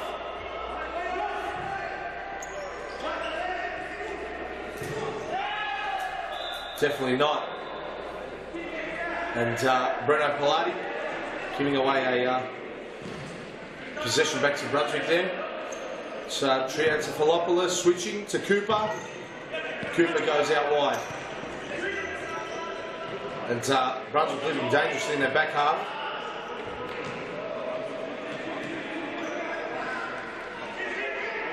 Oh, a bit of controversy there. Oh, they didn't cross the gate, so that's okay. Roslin back on for Brunswick there. Almost a mix-up on the sidelines for Brunswick. And on for Pasco Vale, number 5, Richard Ferguson. Just averting danger there. And here's Peter Tamburino. Quick release jump. De Silva. Shot blocked there by Gang Fan. Ferguson. Shot blocked by Fan. Martins. Can he get to it? Yes, he can. But cleared away there by Triantafilopoulos, who was literally lying on the ground inside his own D. And it's all the traffic's been in one direction, Morgan, and it's been to the left of screen. Make no mistake. Yeah, Pasco Vale all over Brunswick at the moment. They just can't seem to find an avenue to go. What can Cooper do? Let's see.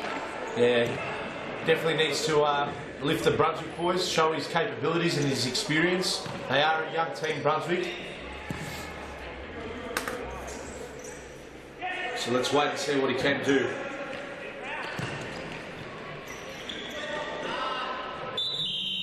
And a timeout is called here.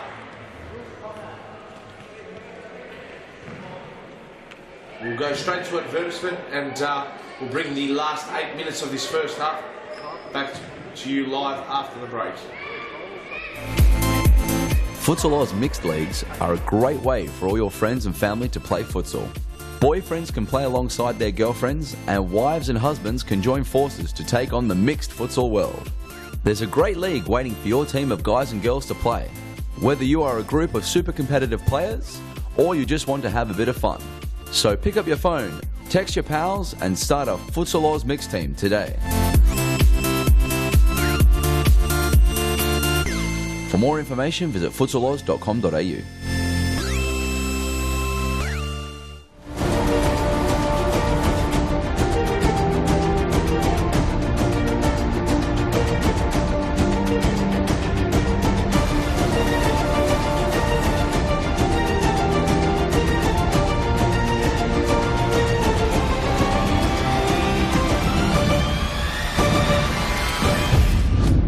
Hey guys, see you soon in Melbourne. There you have it. We're back live now to the last 8 minutes of this first half. Brunswick up against Pasco Vale, and the individual brilliance of Andre Caro separates the two sides. It's pretty much Andre Caro 2, Brunswick nil, Yes. Morgan. And he always shot in, deflected off, I think it was Tiago Martins, the shot there by Roslin. Corner for Brunswick! And that was hit as clean as a whistle there. By Cisse, I believe it was. Cisse, yeah.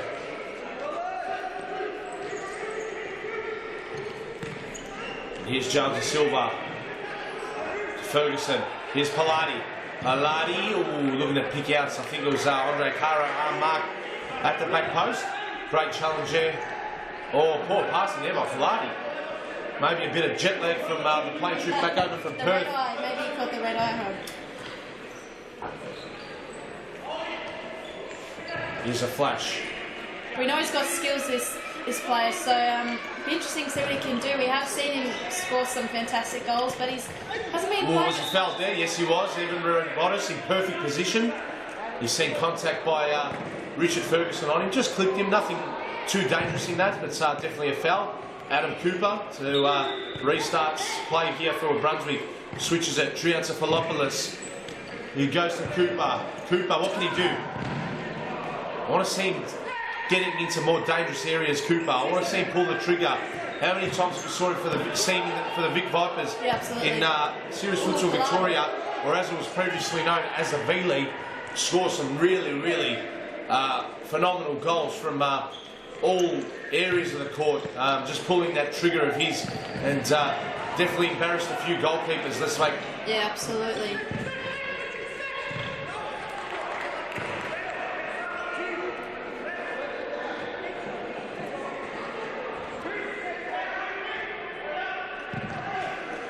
So here we go. Cooper in possession. And there you go. That's what I was talking about, Morgan. I want to see more of Adam Cooper do that. It wasn't too far off, but he needs to get himself into a bit more space. And Richard Ferguson has missed that. Could have done better there, Richard Ferguson. If Adam Cooper has a few more shots on goals, gets himself into a little bit more space, I definitely think he's going to put a little bit of pressure on the Pasco Vale players, and he's going to be adding a few more grey hairs to Pasco Vale's manager Paul Vidic. Make no mistake Yes, about that. that's right. He's got a lot of firepower, Adam Cooper, so once he gets that first goal, look out Pasco Vale, he could be on, but unfortunately for Brunswick, he just can't seem to find the back of the net at this stage. Cisse now, but loses the ball. Foul there.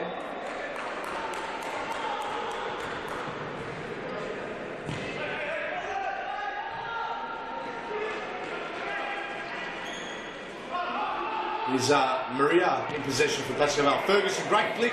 Here's Maria. Oh! I think it was all ball. It was a good refereeing there by Evan Robotis. Great back pass there, though. Yeah, it was a good flick there by Richard Ferguson to Maria's advantage. Intelligent. They're very, very innovative, the Pasco Vale players. They're always one step ahead of the plate, 9.5 times out of 10. And that's why they are the league leaders right about now. Gang fan. Throwing it back into Adam Cooper. Cooper sidesteps one. Passes out to Paul Varenti, a proven goal scorer. Young Josh Paul Varenti at series Futsal Victoria level. Let's not forget Morgan Paul Valenti, a real catalyst as to why Brunswick last season won the state championship and are now in Series Futsal Victoria. Yeah, Paul Valenti is a great young player. Hasn't probably had the impact he would have liked the last few matches, but certainly at the start of the season, he was on fire. Definitely. And there you have it, Sunday mornings and early afternoons. If you're wanting to get involved in futsal, we've got Sunday clinics. It's a great way to try the great game of futsal. Futsalos.com.au for more information, and we do cater for all ages. And Rosalind shot there, blocked by Richard Ferguson as he makes a sub. Yep. And it seems to me Brunswick have just weathered the storm temporarily, but for how long? Andre Caro back off the Pasco Vale. Yeah, that's right. You think Postalakas, him coming back on now, would probably bring the boys together a little bit more. We know he's very, very good defensively, so it's best. Brunswick play best when he's on court. Yang Fang, long throw. Capellaro's on now, so good to see D10 on the court. There he is. D10 wearing number 20. Daniel Does Tricks is how we all famously know him as. And he complains a lot about the cold, so he has got a long sleeve on. He's not used to this Mount Evelyn weather, as he tells me. So the long sleeve on now. Maybe he's a little bit of a soot, but he's got the Perth body, so bit of a cold condition down in Mount Evelyn. Yeah, it definitely is different to the Melbourne winter, the Perth winter. Definitely is Morgan. Here we go. So Andre Caro. Oh, look at this pass there. Gang fan done well. Came off his line. Just guarded the ball and let it roll out. So here's Cooper. Almost called Cooper then Apostolakis because he's wearing the number 3. And Cooper running down the wing there. Was cut off there by Capellaro, who wasn't 3 metres back. And it will be brought back. A minute 42 to go in this first half. Pasco Vale 2 goals up. All Vidic would be pretty comfortable at this point in time. Wouldn't want to get too complacent. I'm sure at half time we'll be just telling these players, keep on going. Let's try and get a quick early one. Brunswick, they are a young team. The earlier we can score a few, psychologically we will be intimidating them, and we can definitely add a few more goals to the tally. Oh! D10! Ricardo has penalised him. I think this is the right call. It is a penalty to Brunswick, and yes, his hand was away from the body. It is a penalty. Looks like it is unfortunate for that one, actually.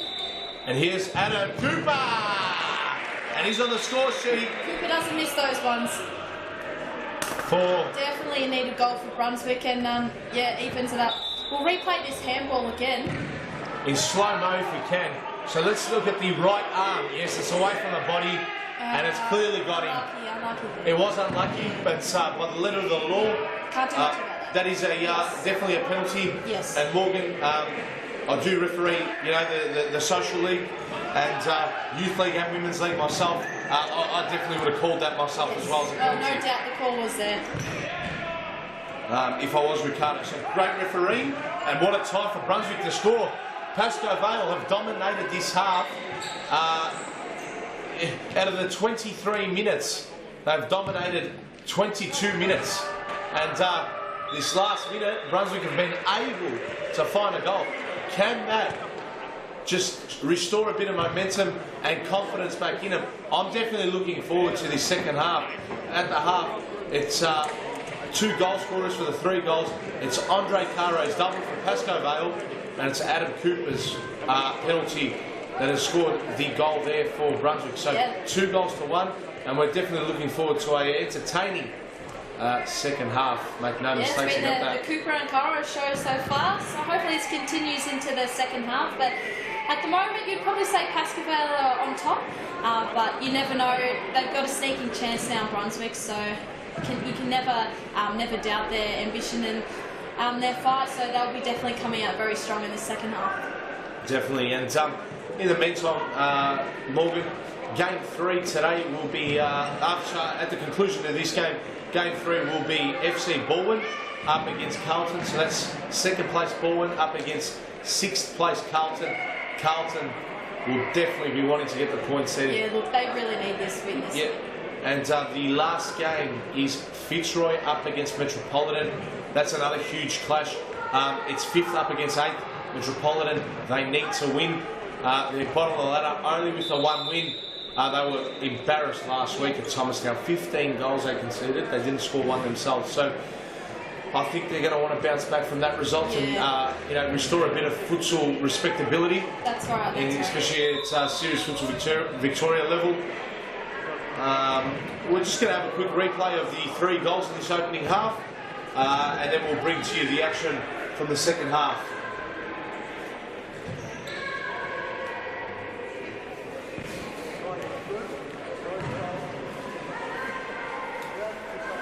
So there was the opener, Andre Caro through the legs of Giang Pham.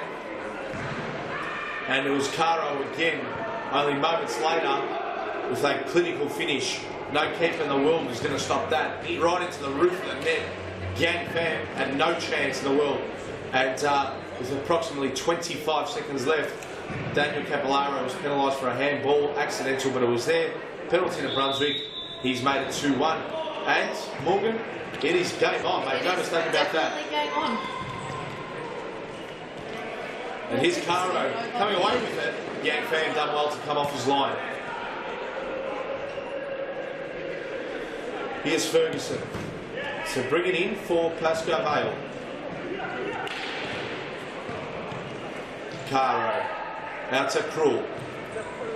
Krul switches to Ferguson, and it's blocked there by Adam Cooper.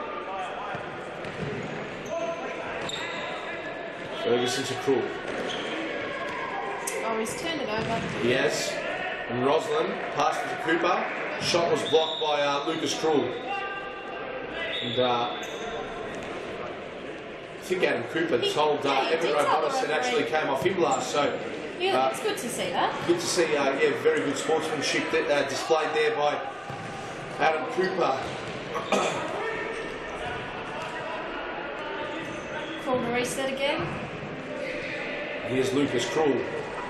Going to Andre Caro. 1-2 with Krul. Krul's going to pull the trigger. No, he doesn't. Passes it to Ferguson. And Brunswick just clear their lines.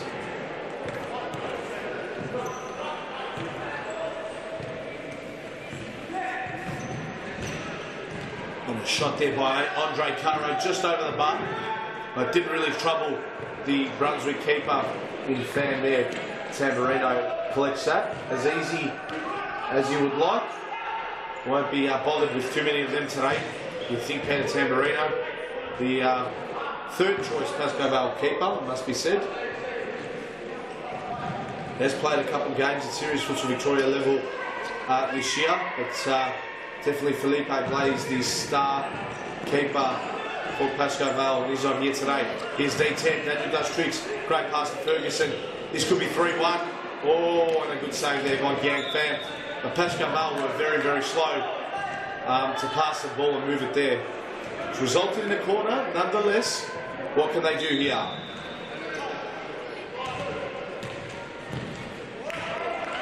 And a shot there by Lucas Krul was just wide. There was no touch on it by a Brunswick player. It'll be Giang Pham to bring it back in. Oh, was Tamburino outside his D? I don't think he was. When he fisted that ball out and averted the danger. Cooper switching. Apostolakis. Poor pass there. Could have spotted out Paul Valenti.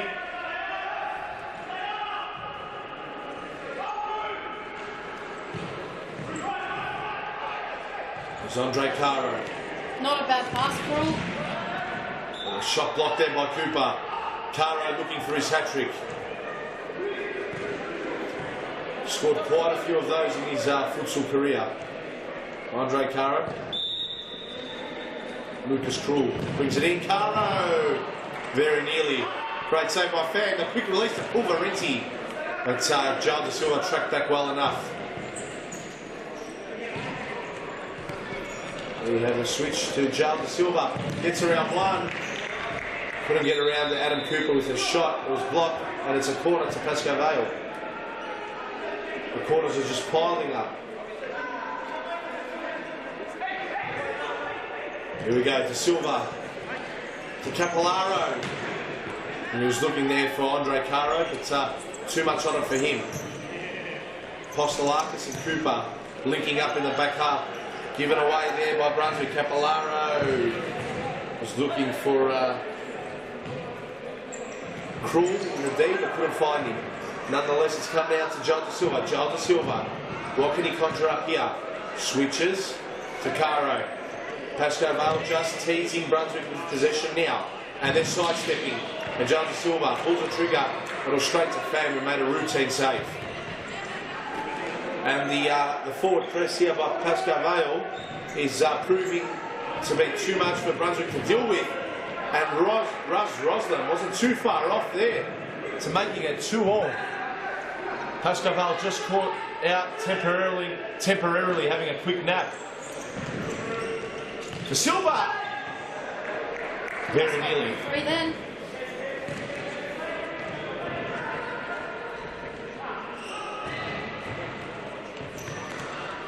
Not much on offer on that one for Brunswick. Yeah, they're definitely sitting back deep, Brunswick, and I think they're looking at getting Pasco Vale on the counter. So their defence has to be very, very rock solid.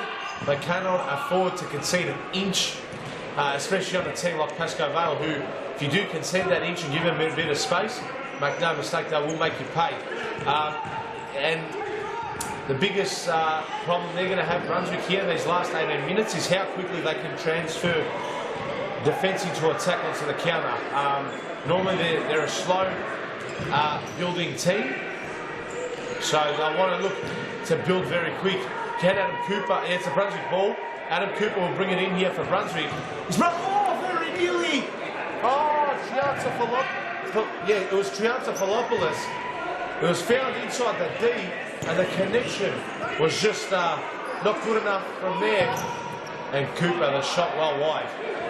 So Brunswick with the last 2 opportunities, and you can see Paul Vidic is not very happy there, left of screen, barking out a few instructions and encouraging his team to get back into the contest, because it seems like there's been a bit of complacency that has crept into the Pasco Vale team. What can Joel De Silva do? He's done well there. Got around Triantafilopoulos. How smart was that? A quick flick, the drop of the shoulder, and he was away. And Triantafilopoulos just gets his first warning there by referee Evan Robotis, who just pretty much told him, your next challenge, son, and you'll be in the book. And rightly so. Pulled Joel De Silva back, who I thought was in on goal. Could have even been a yellow card. Brunswick could be in here. No, they aren't. Because Breno Pilati got involved there and just done enough to knock it out. But Roslin, the ball was rolling when he brought it back in. Referee Ricardo bringing it back to Pasco Vale. As the scoop there's found Adam Cooper, who's headed it back to Fan. Fan back to Cooper. Cooper. So Postolakis. Postolakis, poor pass. Andre Caro will gather possession. And Pasco Vale looking to pass it out of defence. Great ball there to Lucas Krul. Oh, Yang Fan. Good save there. Intelligent shot there by Lucas Krul. Just trying to find Fan and trying to catch him out there on the far post. Fan, excellent dive. Here's Triantafilopoulos on the counter. Can he shoot? He does. Tamburino the save. Great save. And here's Pasco Vale in transition rather, into the counter. But the flash got it there in the nick of time, got a toe on it, and has conceded the corner there for Brunswick. Under 15 minutes to go in this, scores haven't changed since half time. Pasco Vale 2-1 leaders. Andre Caro has just shaken those uprights. What a venomous strike that was. I can feel the shake come up here. He looks like he might be cramping the keeper. Yes, definitely, Morgan. Either that or he's tweaked his hammy, but unusual to That see is cramp. Yang Fan, yes, experiencing a bit of cramp. Maybe he didn't have enough fluids before the game. Can always happen. Lack of fluids definitely can make you cramp up throughout games, and the cold weather doesn't help. It easily allows you to pull a muscle or strain a muscle or tear a muscle. So let's hope for Brunswick's sake and his sake he's okay, because he's definitely a really good keeper, and I've liked what I've seen of him at serious Futsal Victoria level. Fine, so should be okay to continue. Yes, as the corner comes in here for Pasco Vale, through to Palati. Where Pasco Vale ball again.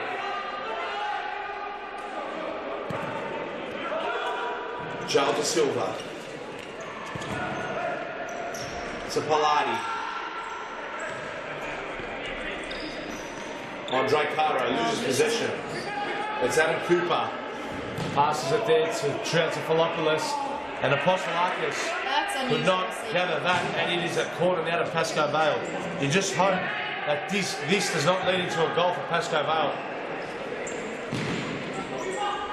It's blocked there by Triantafilopoulos, and Pham regains it. Long throws on here. Cooper! A full stretch. There was too much on it there from Yang Pham.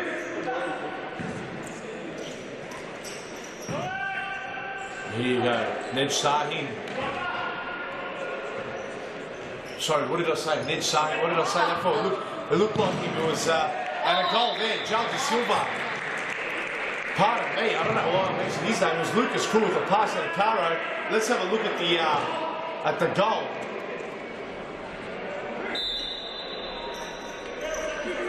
And it was Joel De Silva. Very poor pass. And Pham got a touch onto that. But it was underneath his fingertips and not enough to stop it from going in the back of the net. And Joel De Silva on the score sheet. Good to see him there. He's a great player. And Pasco Vale have the 3-1 advantage.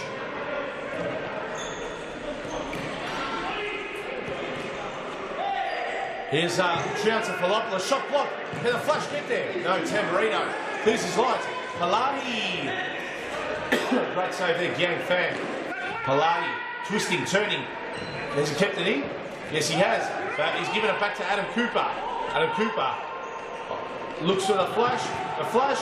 He's kept it in. Oh! Josh Pulverenti with the scissor attempt there. Just wide.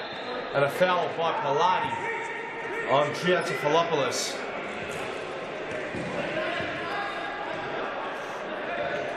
Brunswick really need to score the next goal if they want to be any chance in this match. The likes of Cooper really need to stand up. Paul Parenti as well, he's been pretty quiet this game, so it'll be interesting to see if he can bounce back in these last 11 minutes. Yeah, definitely. I think all the Brunswick players have to step up here. And here's Adam Cooper, shot blocked there by Joel De Silva. Let's see a bit more of that from Adam Cooper. A few uncharacteristic errors from Cooper as well. He's just giving away a lot of ball. Here's Martins. Maria. Maria to Krul. Back to Maria. Maria to Silva. Maria. Look at that pass that out of defence. That is absolute phenomenal passing by Pasco Vale. It's what you call tiki-taka, Morgan. Yes. And the flash gets it up there. Used his body well. Gets around Palati. Was he fouled? I thought he was fouled there. Very nearly. Brunswick making it 3-2. You're right, Morgan. They definitely need the next goal, but they're not going to do it with passes like that. They've regained possession, and they'll look to build again. Here's Pulverenti to Triantafilopoulos. The flash. The flash. Was he fouled there by Krul? Yes, he was. Foul given by referee Evan Robotis.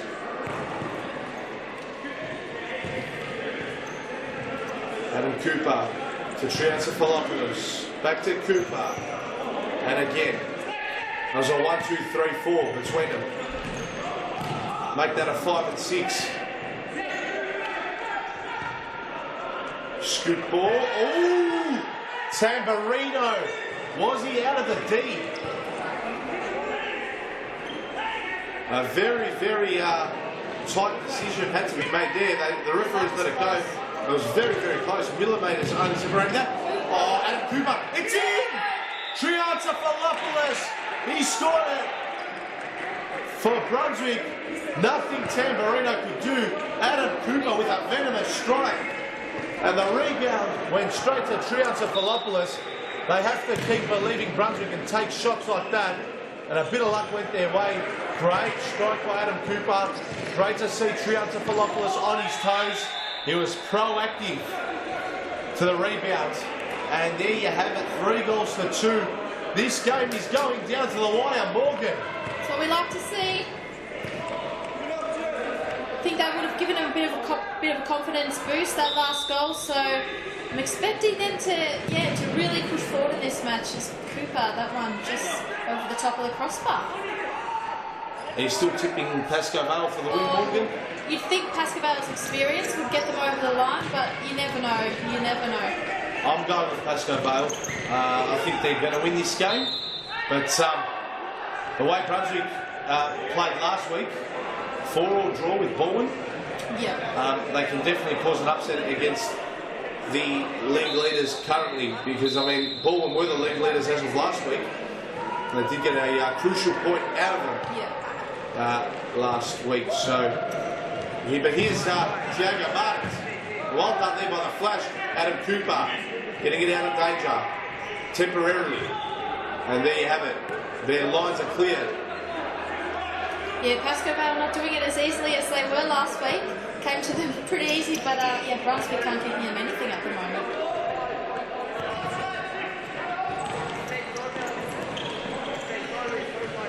And it's fair to say, Morgan, last time the two sides met, it was at Futsal Thomastown. I think it would have been round 2 early on in the season. It was a 3-0 win to Pasco Vale. And it's fair to say, there has definitely been a lot of improvement in the Brunswick lineup since round 2. Timeout has been called here by Paul Vidic, who's very, very angry with his Pasco Vale players. And we're going to go to a quick advertisement, and we'll be back for the last 7.5 minutes of this second half. Women's futsal is taking off at Futsal Oz, and you can enter a whole team or come as an individual today. Futsal is fantastic fun and perfect for fitness. It doesn't matter if you are an experienced soccer star or a first-time player, there's a league for you. So round up your gal pals, because now is the time to get kicking at Futsal Oz in our women's futsal leagues.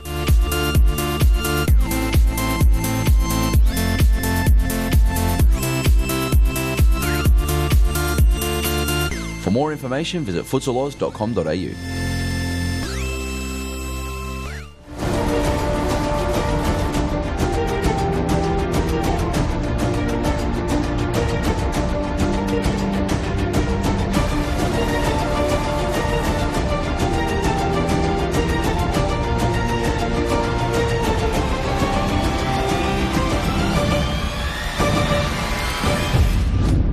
Hey guys, see you soon in Melbourne. Back live, and there you have it. The Douglas Costa advertisement just keeps on getting me more and more excited, Morgan. Yeah. And, not often you get players of that calibre coming out to Australia. One-off match. He's going to be playing with Pasco Vale against Falcao and Fitzroy, so not to be missed. Tickets on sale now, so make sure you get on that quick because they are selling fast. absolutely, and he's one of the best players for Bayern Munich, a dangerous winger for them in the Bundesliga in France. It's not every day you get to say you saw him play on a futsal court in Melbourne, so exactly. Don't miss that opportunity. Great player. Get your tickets ASAP. futsaloz.com.au/live to purchase tickets. Go to ticketmaster.com.au. July the 2nd, from the State Netball Hockey Centre in Parkville. I can't wait for the crowd, the turnout, the excitement, the fans, the players, and the futsal that is going to be on display that night. It's going to be sensational. And let's turn our attention to the last 6.5 minutes here, Morgan, because this is going to be a grandstand finish. 3 goals to 2, Pasco Vale lead. But Brunswick have definitely throwing caution to the wind, and they are going for the win. Make no mistakes about that. They are not intimidated. They have been bolstered definitely by the inclusion of Adam Cooper into their lineup. And here's Roslin with the shot. And a bit of confusion here with the referees. And it is a side ball to Brunswick. Roslin to bring it in. Roslin, he almost found their Triantafilopoulos. Pasco Vale on the counter. Cruel, out wide, and Charles De Silva almost was found unmarked at the back post, but it was well cut out there by Antonis Apostolakis. Here's Cooper. They're very quick, Pasco Vale. When they get a turnover, they're very quick to attack, so they certainly are. We have to be very careful.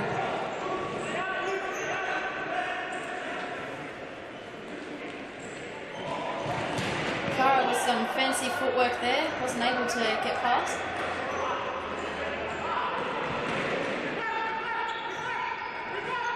And danger here.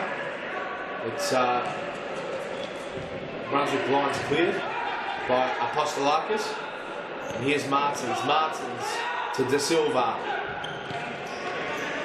So Lucas Cruel, great back pass there to Caro. Oh, look at the run by Cruel. Oh, Charles De Silva, he should have played it out to Lucas Cruel, and he is filthy with him. He didn't spot him there at the back post, but that was a tremendous run there by Lucas Cruel, who had a paddock of space at the back post. And here he is in possession, Lucas Cruel. Goes to Martins, Caro, blocked by Fam. Apostolakis just knocks it up the field, or trickle to Tamburino. And he finds Caro. Just over 4 minutes left. Game definitely in the balance. Next goal is crucial. Can Brunswick pinch points off the league leaders in consecutive weeks? Last week it was Bowwin who were on top. They ended the party for Bowwin. They got a point off them, a 4-4 draw, which allowed Pasco Vale to go on top. So in consecutive weeks they could steal points off the league leaders. Morgan, 3 minutes, 45 left on the clock.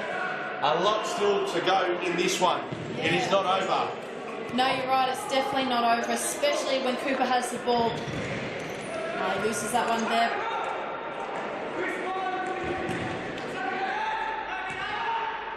The throw comes to De Silva. Great challenge from Apostolakis. Well done. Let's trickle back to Caro. Caro, it's around one. Going to get around the second. Oh, Ricardo's made a foul. It's a foul first. Seen some contact and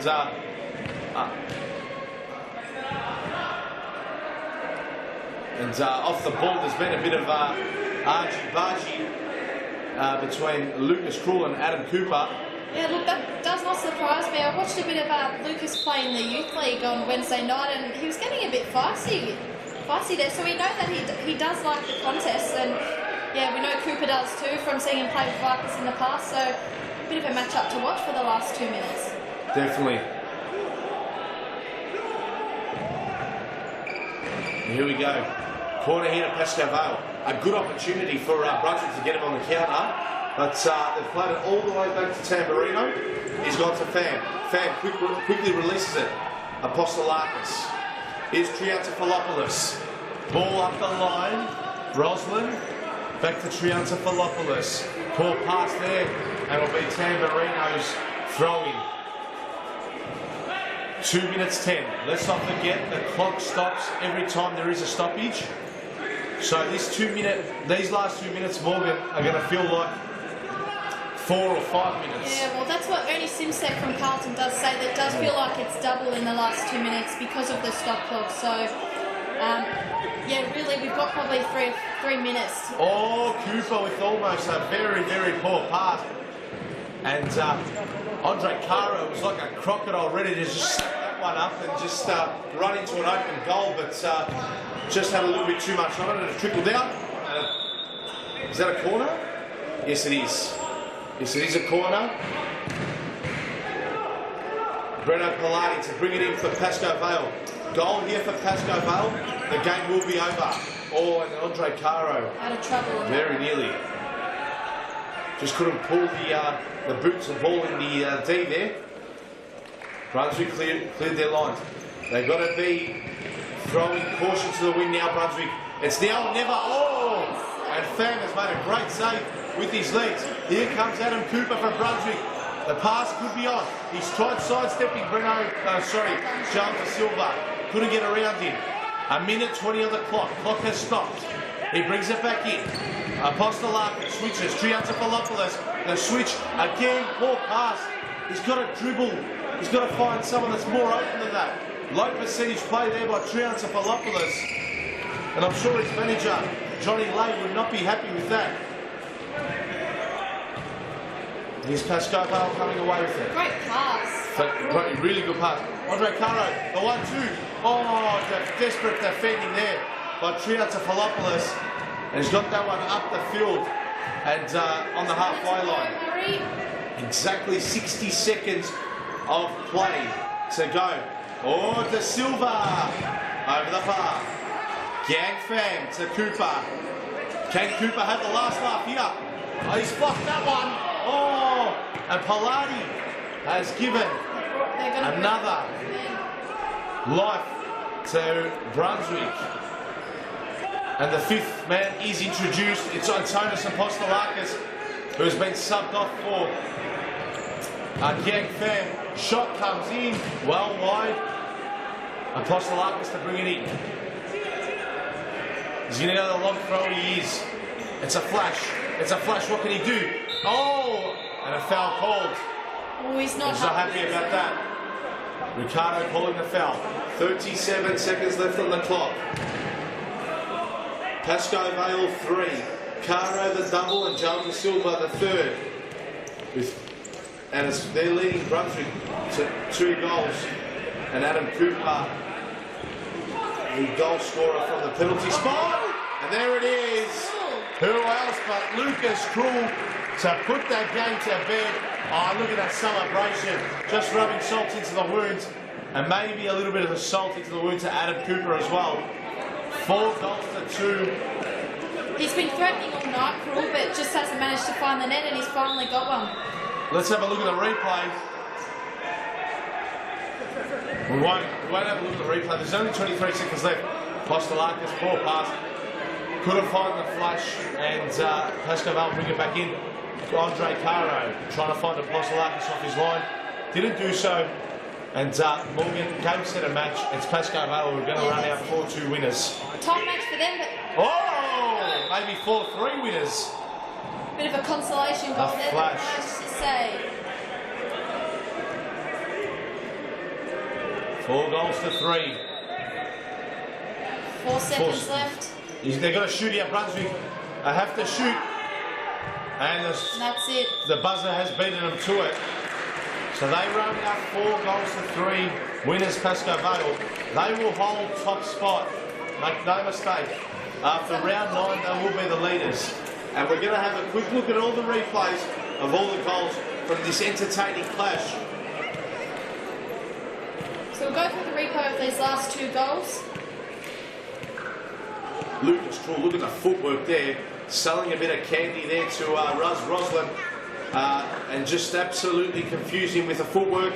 Straight into the roof of the net. Gang Pham, no chance whatsoever. And a cheeky. Story behind that celebration there. And here was the last goal with the last 10 seconds. The flash through the legs of Tamburino made it 4 goals to 3. Nothing more than a consolation goal. Pasco Vale did dominate and dictate the majority of this game.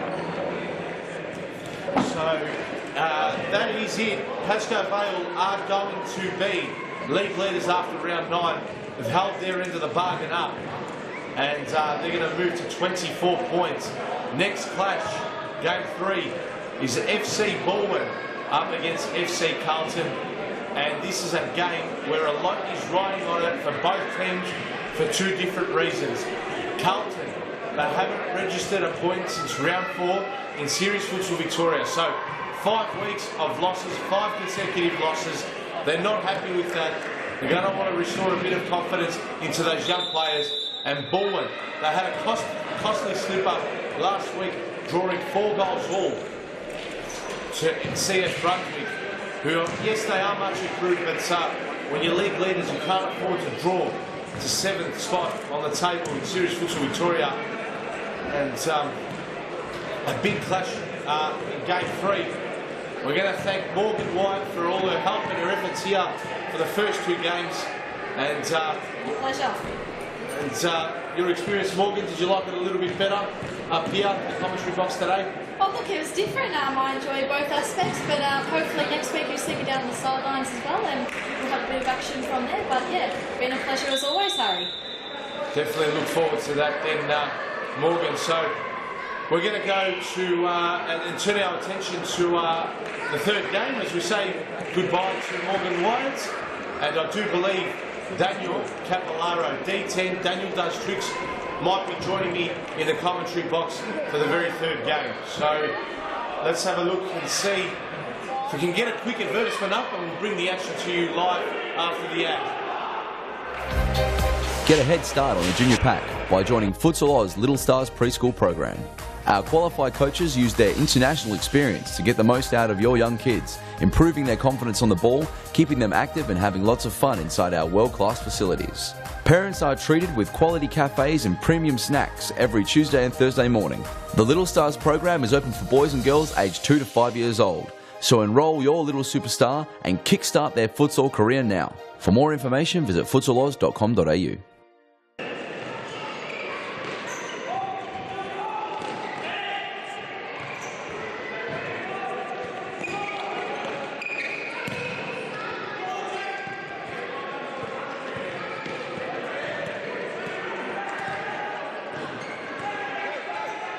Game 3, live action. It's Bowwin in their traditional colours up against a very green-looking Carlton. Definitely very green in age. They're showing and representing that with their jumpers here today. We'll just have a look at the team lineups and the starting 5 from each respective side. Let's start off with Bowwin. In goals, number 1, Steve Casvan. Number 19, Robert Armelini. Number 5, I do believe, is Salvi Michele. And I do believe Michele Jota is number 4 there. Yes, he is. Michele Jota also starting for Bowwin. And the last player, I do believe, is Valerio Celenza, wearing number 9. So that's a starting 5 for Bowwin. Number 1, Steve Casvan. 4, Michele Jota. 19, Robert Armelini. 5, Salvi Michele. And Valerio Celenza. And in actual fact, Celenza is wearing number 7 rather than his preferred number 9. We'll turn our attention now to the young Carlton side. Number 9, Shaban Raja. Number 8, Dylan Govich. Who else is on the field there? In goals, number 1, Samir Puthalakath. I'm just looking to see the final 2 players. It's Ernie Simsek wearing number 17. And it's young Jake Coutinho wearing number 19. So there you have the starting lineup for Carlton and Bowwin. It's going to be an interesting contest. And I think it's going to be a lot more closer than what a few people think.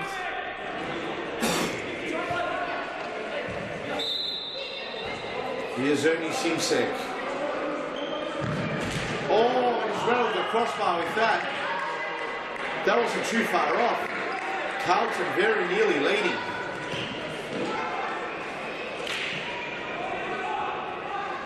Here's Salvi Michele. Robert Armelini. And it's Celenza.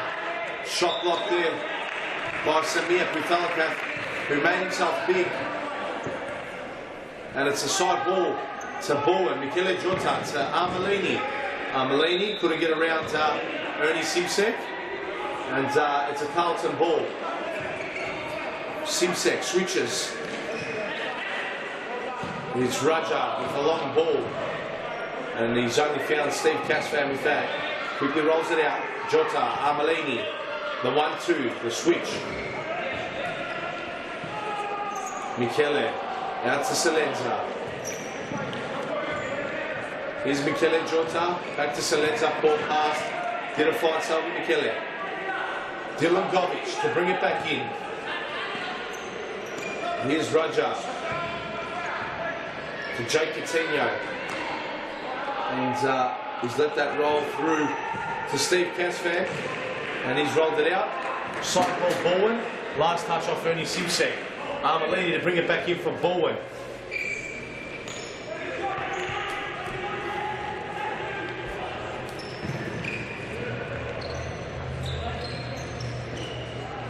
Michele Jota goes for Armelini. The pass there. Michele Jota was the man they were looking for, but couldn't find him out. And Carlton to bring it back in. Simsek to Coutinho, the 1-2. Simsek back to Raja. Dylan Govic trying to get around Michele Jota. And Jota made a challenge, and it's a corner. And we are now joined by D10, Daniel Capillaro. Daniel does tricks, however you know him. He's with me now in the commentary box. Daniel, welcome. Thank you again. Well done on the 3 points earlier on today. Yeah, we were lucky to get them, I think. Brunswick, obviously, with the addition now of Adam Cooper, looking like a very, very strong side, and one that's going to be, that's just going past the back post there. Out of yourself and Michele there, very nearly opening the scoring. Very unlucky not to open the scoring. But as I was saying, it looks like Brunswick will be one of the teams to watch, I think, in the second half of the season now. They're starting to bring in a few new signings. They had one last week as well, I believe. And it's starting to look like a very, very good side. That was clever footwork there by young Dylan Govic. Very nice from Dylan Govic. Lovely little nutmeg. And Robert Armelini just trying to get him back there. Yes. Yeah, so I think we were lucky to come away with the 3 points, but we've been training 3 times a week, and all the boys are putting in a lot of effort leading into July the 2nd. So I think that's starting to show in our games. Yes. I thought you did dominate majority of the game, Daniel, as well. So, but look, Brunswick were gallant in defeats, and nonetheless, manager Paul Vidic would be a happy man on the long drive back close to his neck of the woods, and 3 points. You're still going to be the league leaders after round 9, so the ship is sailing smoothly down at Pasco Vale. Yeah, that's right. We had a bit of a shaky start to the season. Well, not really a shaky start. First 3 rounds were pretty good. Then the loss to Hume really shook things up, I suppose, and it brought the league back. But now, we've started to set the pace again.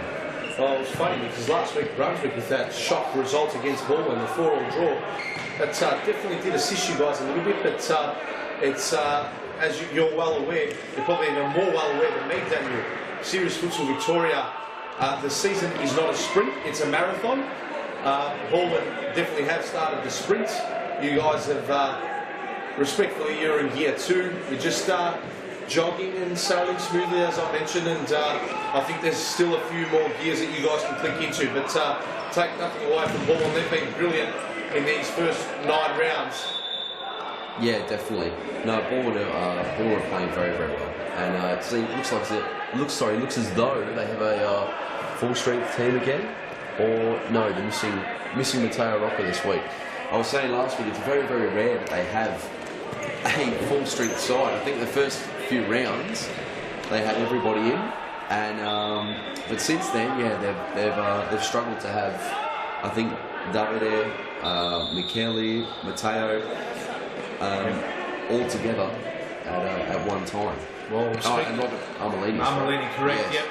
And Davide Jacovici on for the first time. A real X factor. He's wearing number 8 for Bowwin, and for Carlton, number 13. Young Jackson Georgie is on as well. So 2 new players that have appeared for the very first time today. And Daniel, always love trying to predict the future as best as I possibly can in regards to Series Futsal Victoria. Fire away with the tip on this one, mate. Who do you think will get the chocolates here? I think this will be a Bowwin win. A Bowwin win? Yeah, I believe this will be a Bowwin win. Okay, yep. Scoreline, I think it'll be close. I think possibly 3-2. I'm going 3-2 Bowwin. Well, this hasn't been a happy hunting ground for Carlton. I don't think they've gotten a point here this whole season in the this is their 3rd time that they're here. So the 2 previous games, I definitely recall that they lost one to Ashburton, and they were expected to win that. They started the season like a house on fire, and that started their slump to 5 consecutive losses in a row. So I am going to go Bowwin by a 2-goal win, and Jacovici, I think he's winded. He's trying to suck in the big ones. Yeah, good to see him have a new, clean, fresh pair of white socks. He must have hit the last week, huh? Must have chucked the Omo in the washing machine, or he must have gone to our Futsal Oz shop at any of our 3 centres and purchased a new pair of those brand new Nike white socks. Has that been the talk of the last few weeks, hasn't it? Definitely has. Been a bit of banter down Thomastown way. He's obviously been listening. On my commentary in regards to his, he had grey socks one day. In one of the fixtures, so I think it was match day 5 or 6. Or Ernie with a could be a cross there. Corner here. I'm going to go with Bowwin by 2 goals. Okay, Mr. Capillaro. So that's my tip. Bowwin by 2 goals. I think Carlton are going to frustrate him for as long as they possibly can. There's going to be a lot of resistance shown here today by Carlton, but ultimately I think guys like Armelini, Jacovici, and this guy here, Camilo Mara, who knows where the goals are going to be the difference between the 2 teams. I haven't gotten one right. No, I did get one right. I tipped Pasco Vale earlier on though. I tipped Hume and Ashburton in a draw, and Ashburton, this is definitely a happy hunting ground for them, isn't it? Yeah, they always seem to win here at Mount Evelyn, so it's their lucky forward. They love playing at Mount And one that they are fairly quite accustomed to as well. Yeah, definitely, because they have a lot of players, obviously, that played with the Vic Warriors that were a part of the Vicky's Premier League here a few seasons ago. So, yeah, I think it's a place that works well for them in order to be able to catch teams on the counter and the way they defend as well. Is it maybe the cold weather here in Mount Evelyn that helps them, Daniel? It was very cold today. It feels like it's below 15 degrees up here in the commentary box. I sent a Snapchat to someone, because I was here this morning for the Sunday clinics, and I sent a Snapchat to someone. It was 5 degrees inside the centre. So yes, it's very cold here. Yeah. It seems to be realistically about anywhere between 4 to 5 degrees Celsius more colder than Brunswick and Thomastown up here in Mount Evelyn. Fair to say that? Yeah, I'd say it's that'd be the going differential. Hence why I'm wearing my snow jacket up here in the commentary box, Daniel. It is very cold. It's a thick, puffy jacket, and I'm still cold. Irrespective, and there you can see the viewers. I'm absolutely freezing up here in the commentary box. No heater. Hopefully, Jacovici and Armelini can provide a few goals and warm me up and warm our viewers at home up if they don't have a heater next to them. And being a Perth boy yourself, you don't like this weather, do you? No, man, I'm not really a fan of this cold weather at all. I've still got a cough that's been lasting about 2.5 weeks. Yeah, I'm a bit congested myself as well. I have been this last week. Just hanging around, can't seem to get rid of it. So, but it's definitely the cold mornings as well. Because even in the city, you wake up in the morning and there's frost on the car. Like I haven't seen ice on cars in Australia ever. Like I've seen it in England when I was in England, but you expect it there. Yeah, it takes you a good 3-4 minutes to start the car and get the heater going every morning, doesn't it? Right. Yeah, that's it. Definitely does. I don't think these things happen in Australia, but yeah. They do, Daniel. They definitely do. And here's Jacovici, great ball. Oh, Michele Jota. Well done there by Samir Puthalakath, coming off his line and just fooled Michele Jota. Yeah, just there. enough to put him off. Done enough there, yes, correct, to put him off. And the other keeper getting out well is Steve Casvan off his line there. smashing it into his bench. Okay. Side ball, Carlton. Jimenez into the middle. Here's Raja. Sharp and Raja. Oh, the deflection. Nearly fooling the keeper. Almost caught Steve Great feet Casvan from now. Camilo Marin there to keep the ball. Michele Jota. Playing to, is that Salvi? Oh, Puthalakath, last touch. Samir did very well there. He did very well. He's very brave as well. I wouldn't be going any more late on Camilo. He ended up second best. Definitely is. What have they got here now, ball? Here's Jacovici. Switches play. So we've already played more than a half of this first half of 23 minutes.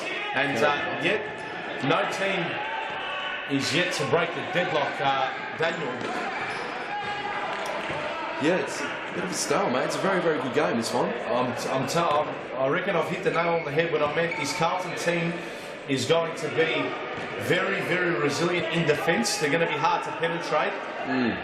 They've been leaking way too many goals. They've been undisciplined.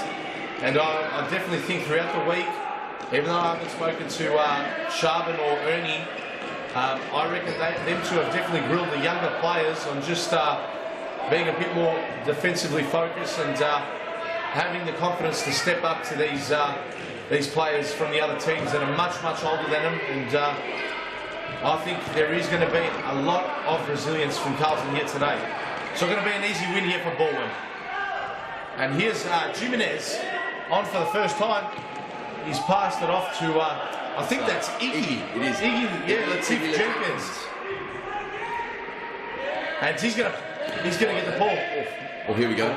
Jacovici on the counter. Jacovici couldn't get around Raja. And Dylan Govic just knocks it out. And the smart thing there.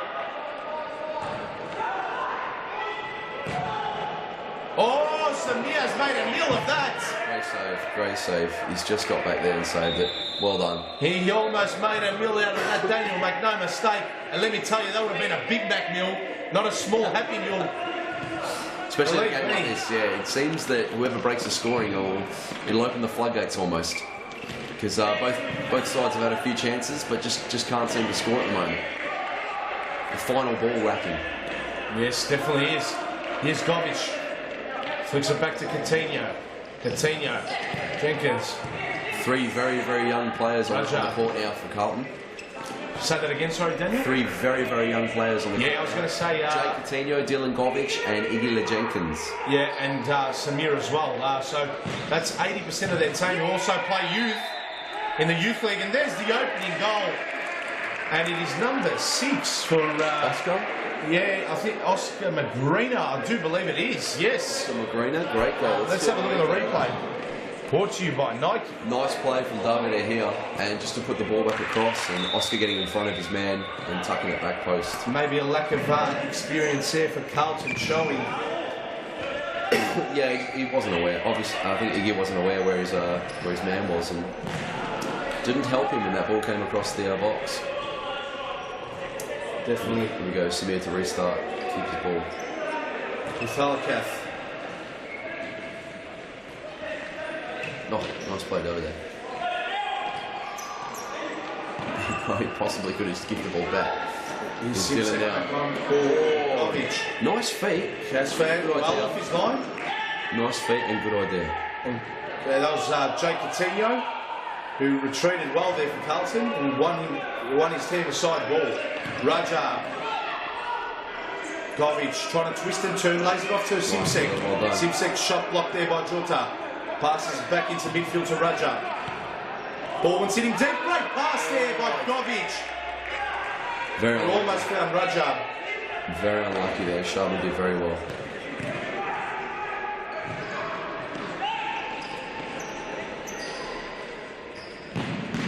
Jake Coutinho with a shot.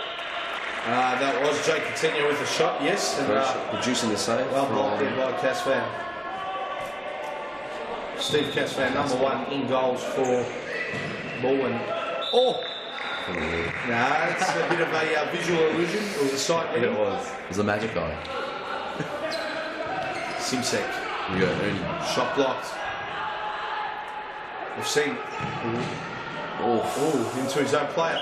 Simsek, look, he's taken a blow to the midsection. Yeah, 8 the futsal. And that is a timeout called by Bowwin. Gabriel Zabalos calling a timeout. So let's just have a look and see what the instructions will be from Carlton, who trail 1-0. And we'll go quickly to a Futsal Oz live advertisements and bring you the action back after these live advertisement. Back shortly.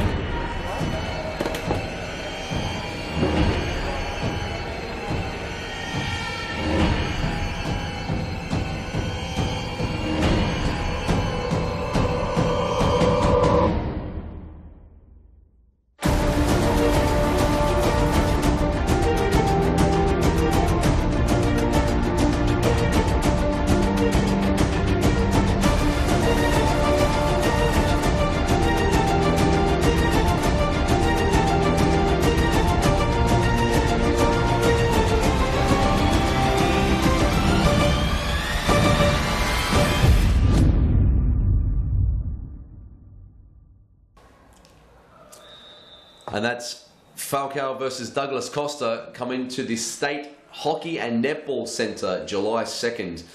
Anyway, back to the live action. Here we are, Carlton with the ball out the back. Sharban scoops it over, looking for Simsek to run on. It lands on the head of Jake Coutinho. And Carlton will restart with the side ball. Intercepted, or nearly. Michele winning the ball there. Michele Salvi winning the ball there for Bowwin. Armelini into Magrina and a wayward pass. Futsal Oz live. Book now, as I said before, July the 2nd at the State Netball and Hockey Centre. Douglas Costa of Bayern Munich is playing for Pasco Vale, and Fitzroy will have Falcao, the world's, arguably the world's greatest futsal player, on July the 2nd. You can buy tickets from futsaloz.com.au/live. Bowwin retaining the ball at the moment and running the Carlton players around. I think Samir might have got a hand on that. Yes, he did. Bowwin side ball.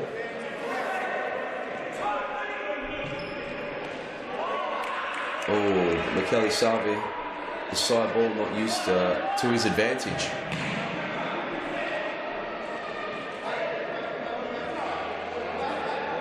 Simsek and Sharban over the ball.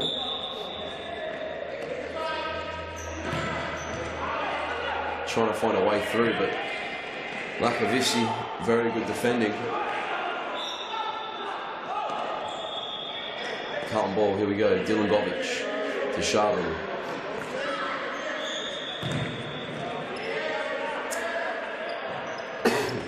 Carlton forcing the ball a bit here.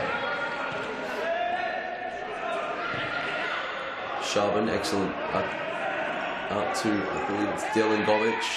Gives the ball to Ernie. Ernie Simsek. Up the line. Jake Coutinho. And Ernie just fouling Davide there. Clever foul. It could have been a counter-attack. Very clever foul.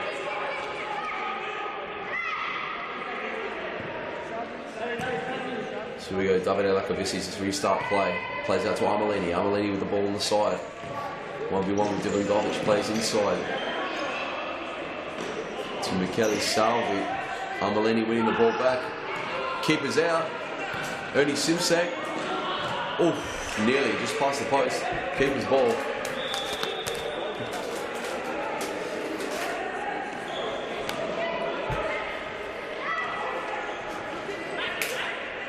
And the ball is rolling away from Simsek there. Lacovessi to bring the ball back in. Plays to Oscar Magrina. Magrina out to Salve. Salve to Armelini. Ball over the top. And very unlucky. Nice little play there from Bowwin. Here's Ernie Simsek with the ball now. Daniel, I'm just back in the commentary box with you, mate. I have to say a special thanks to our sponsors here, Gatorade. I've just had to go downstairs and purchase one. It's a little bit dizzy up here, and I've already had about 300 mils of the 600 ml bottle just to get a few electrolytes back into my system. So, ready to call the last half and a bit of this game with you. Very nearly a goal there to Carlton. Here is Davide playing the ball out now for Bowwin. Carlton pressing very high now. Pressing very high. Armelini will get it in the and he's corner. kept that in. No, he hasn't. And let's not forget Solo as well. Nike, Pepsi Max, and Baker's Delight, Churnside Park as our fantastic sponsors here at Futsal Oz Mount Evelyn. Without them, this wouldn't be possible here today. So thank you to them, and I hope the Futsal Oz community can also support them as well. Yeah, definitely. So Baker's Delight is one of our sponsors here of one of the children, or the owner is a father of one of the children here in our junior club program here at Mount Evelyn. And yes, it's great to get them involved. You know, we love to involve the community, especially here at Mount Evelyn, as it's so far away from the rest of the other stadiums. And we're always looking for people to come on board. We're always looking for sponsors, and obviously within Futsal Oz as well, within our programs. It's fantastic when we can have that relationship where we can give back to them and they can give back to us. We were just going to go to a replay of the goal that was scored by Bowwin. The only goal in the game? Oh no, this is a replay of no, we've got it back now. Replay of the Bowwin goal. Lacovessi with very good feet there and just putting the ball across to Oscar Magrina, who tucked it away for 1-0. So 53 seconds left on the clock. Can Carlton get a late one in the half to bring scores level? They need something. Their backs have been to the wall for the last 5 weeks. Yeah, Carlton are trying to press Bowwin here, but it's Bowwin have a lot of very good outlets. Goes out, a bit of Carlton ball. And I feel that if they don't start to win the ball more regularly, I suppose I can say, then they'll bring on Camillo and they'll start throwing the ball to Marin. Here we go, Simsek on the ball. He needs to start shooting more, I think. Oh, nice turn. Nice work there by Jake Coutinho. Done well there, used his body well. The feet were very, very quick and clever.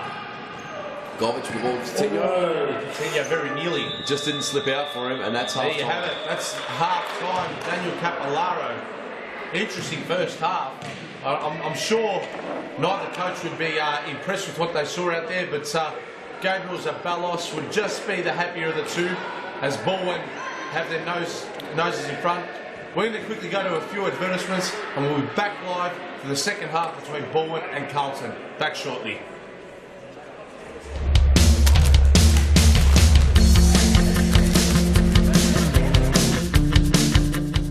Futsal Oz is the home of elite futsal in Victoria, with leagues for men and women played every week. For the men, start your journey to the top in League 2, played each week at our Brunswick Stadium. Finish on top of the League 2 ladder and you'll advance to League 1, where the competitiveness increases.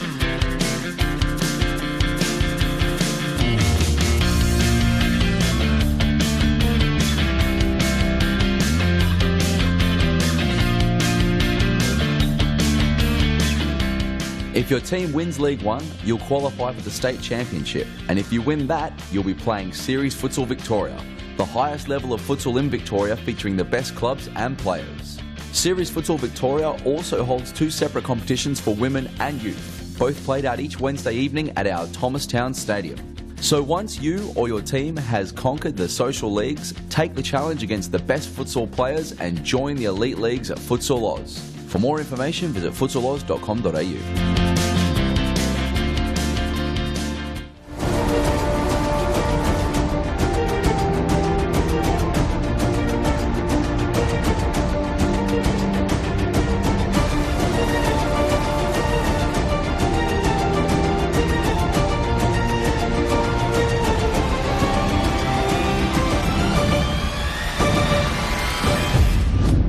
Hey guys, see you soon in Melbourne.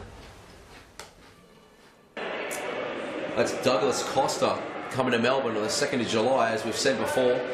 Tickets you can find at futsaloz.com.au/live. Here we are for the second half of Carlton versus Bowwin, and Carlton on the attack straight away, but Casvan equal to the challenge.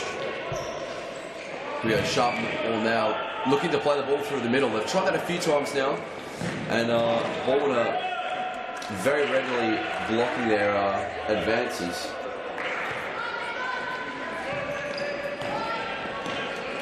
Well played there, just to win the ball, keep the ball back out. Bowwin will be happy with if the game finishes obviously like this, they're finishing a winning position, and they'll be happy if Carlton sit back. They'll be able to keep the ball for the rest of the match. Definitely, and I want to say Davide Jacovici, he's been nowhere near his best, and I mean that respectfully to him. He's a great player. Whenever I watch Bowwin play and commentate their games, I love the way he goes about it. Definitely, he does catch my eye. I like the way he plays. My favourite player from Bowwin, and hopefully he can maybe turn it on.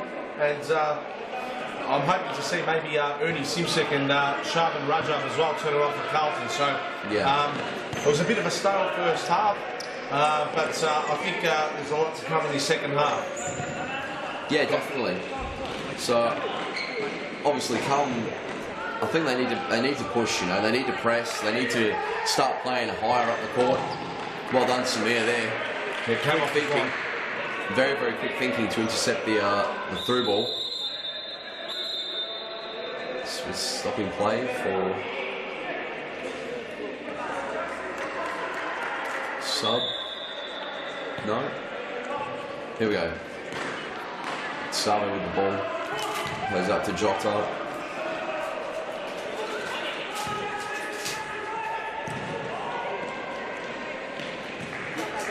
Bowwin not able to keep the ball at the moment. The ball's running out there. Very unlucky there, Sharman Rajab. Oh, that was Lenzo. Great shot, a great save there. Excellent save from Samir. Oh, that What a was shot nearly- that was. that ball could have been played into Ernie first time, into Simsek. Nonetheless, great save there by Steve Casvan. Fantastic save, keeping them with the 1-goal advantage.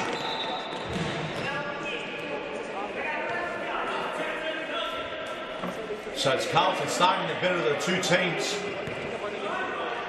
And here's Rajab in his second half. Jimenez. Carlton are definitely the better of the two from the excuse me, from the start of the second half. Yes. Is Lakovici on the ball again? Oh, it's worked very well. Oh, that's what I was talking about, Daniel. That's the Davide Jacovici. I love watching. Very dangerous. Very, very dangerous. Beat his man, shoot from anywhere. Scored some good goals this season as well, and in previous seasons. I'm going to give him a new nickname, Daniel. I'm going to call Davide Jacovici the Italian Stallion from now on. Italian Stallion. I'm sure he'll like that one. I think he will as well. He's definitely a stallion out there on the pitch. Here's Simsek switching, Rajab. And Jackson Georgie got into a bit of a confrontation there with Davide Jacovici, lost possession, and Davide's barking out his disgust into referee Evan Robotis, who did not see the jumper being held there by Jackson Georgie. Nonetheless, Bowwin regained possession. And it's they who are leading 1-0. And Casvan has almost scored against his opposite number. Yeah, Samir backpedaling there, and I'm not sure if he knew exactly where the crossbar was. Yeah. Well, at that exact end of the stadium and the pitch, Daniel, Samir was involved in a highlight reel with one of your teammates, Andre Caro, who scored an absolute cracker of a goal. And so far, goal of the season for Serious Futsal Victoria. He did not know where the crossbar was there. And then it was 3 weeks ago. Are you referring to the chip? The chip, yeah. Yeah, the lob? Yes. Yeah, it was nice. It was very nice. Oh, I think you were in Perth. Yes, I was that weekend, yeah. That weekend, so it's, I'm sure you would have streamed and you were watching it live. And very good win. It was. I think it was a 7-2 win to Pasco Vale against Carlton. Yeah, that's right. That fixture. Comprehensive winners. Jimenez with a quick feet. Great feet from Jimenez. But he's given it away. Can Bowwin get him on the counter? No, they can't. Simpsek. He goes to Jackson Georgie. That wasn't too far wide. Shooting just across the face of goal there. Just across the face of goal. Very nearly. Jackson Georgie.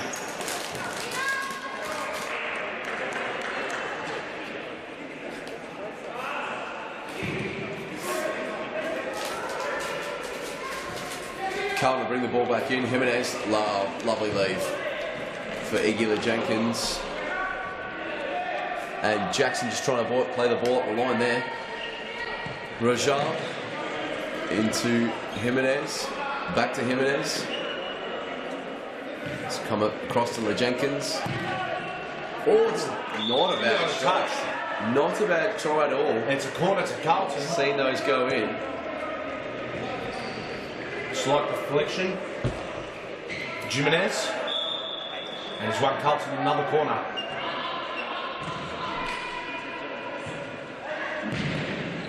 No movement in the D from Carlton. It's good shot. Yeah, there's no movement. It's very static, and I think Bowwin are happy just to sit back and block the shots. Here's Armelini now, playing Marin. Oh. Here's a chance for a counter. Here's a chance for Carlton on the counter. Poor shot there by... very unlucky from Jenkins.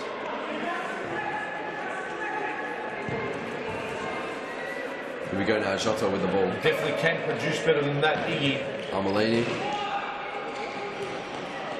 Here's Rajab. Rajab twisting, turning, passing straight into Jota, but he's won his team a side ball. Rajab to Jimenez. Jimenez, shot blocked. Rajab! And that almost came off. It's almost as if Carlton are they're just trying, you know. It doesn't look like there's a plan. It seems they're just trying to break down this wall, this Bowwin wall, and without a plan, I'm not sure if they can do it. It'd be great to see them grab a goal. Be very, very good pressing there as well from Carlton as we see Bowwin throw the ball away. So yeah, it'll be great to see them get a goal, but they need to be trying a bit more than just trying to shoot through people or shoot through players. Yep, absolutely. It's a bit better. This is some nice movement. Oh, that was a wrong pass. That was a wrong pass. Straight to Coutinho. That was very unlucky. If only Jimenez had the blinkers open there, I reckon if he went out to Jake Coutinho and then the ball went into Rajab at the back post there, that could have been the avenue to goal then and there. Camilo Marin with some very, very, very acute control. Fantastic ball control there, plucking the ball out of the air. And Rajab just clears out. Playing the ball out, that's it. Here's Michele Jota, bringing it back in.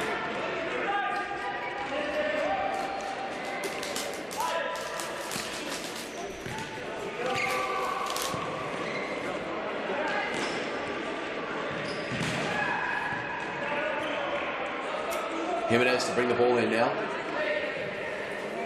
Bowwin defending from the half. Happy to defend from halfway. No real press coming from them. And Jimenez looking for a way through, but not finding it past Marin. His Sharp and Rajab now. Oh, there he goes. He's been caught. That's a yellow card. Every day of the week. Every day of the week, Daniel. Yeah, not a great foul, that one. I think it was a great foul in regards Great to... foul, but yeah, not a great tackle, let's Because say. Jimenez is quite capable of scoring from there. Definitely. So he's conceded a card for the team. Oh, and what a strike that was Great save from Casvan. by Shaban Rajab. And do you reckon that was creeping in under the bar? Let's have a look at the replay if we can. Yeah. Okay, we'll have a look now at the replay. And... Oh... Might have been. I think I was going to cannon into the crossbar, but Here we are. Daniel, when you are a keeper in futsal, No, you can't. You don't take When it's coming that quickly at you, you can't guess. You'd rather be safe than sorry and just palm it away from your goal mouth. And good keeping there by Steve Casvan. Yeah, no. It's you definitely don't take your chances. You get rid of that ball as soon as possible. Oscar Magrina, number 6 for Bowwin, the only goal scorer on the field here. Looking to get his second. At the moment, he's the difference. Correct. Dylan Armelini. Bobic pressing Armelini. Casvan just putting the ball over to Marion. Samir's out to grab it. Patalakath to Govic. Here's Govic. Back to Rajab. Rajab. The scoop. And Casvan comes off out of his D and headers that away. Iggy passes it to Rajab. Coutinho puts Rajab under all sorts of pressure. Poor pass. And Bowwin. Oh, well done, Rajab. Oh, end-to-end stuff. And it's awesome. Patalakath. Great save. He needed to make that save. They were very unlucky not to counter. And then when the counter broke down, they obviously left themselves open for their own counter. Yeah, very good save from Samir there. Armelini, great pass with the legs of Rajab. And look at the feet there of Armelini. Yeah, very good skills, Robert Armelini. Very good skills. Michele Jota.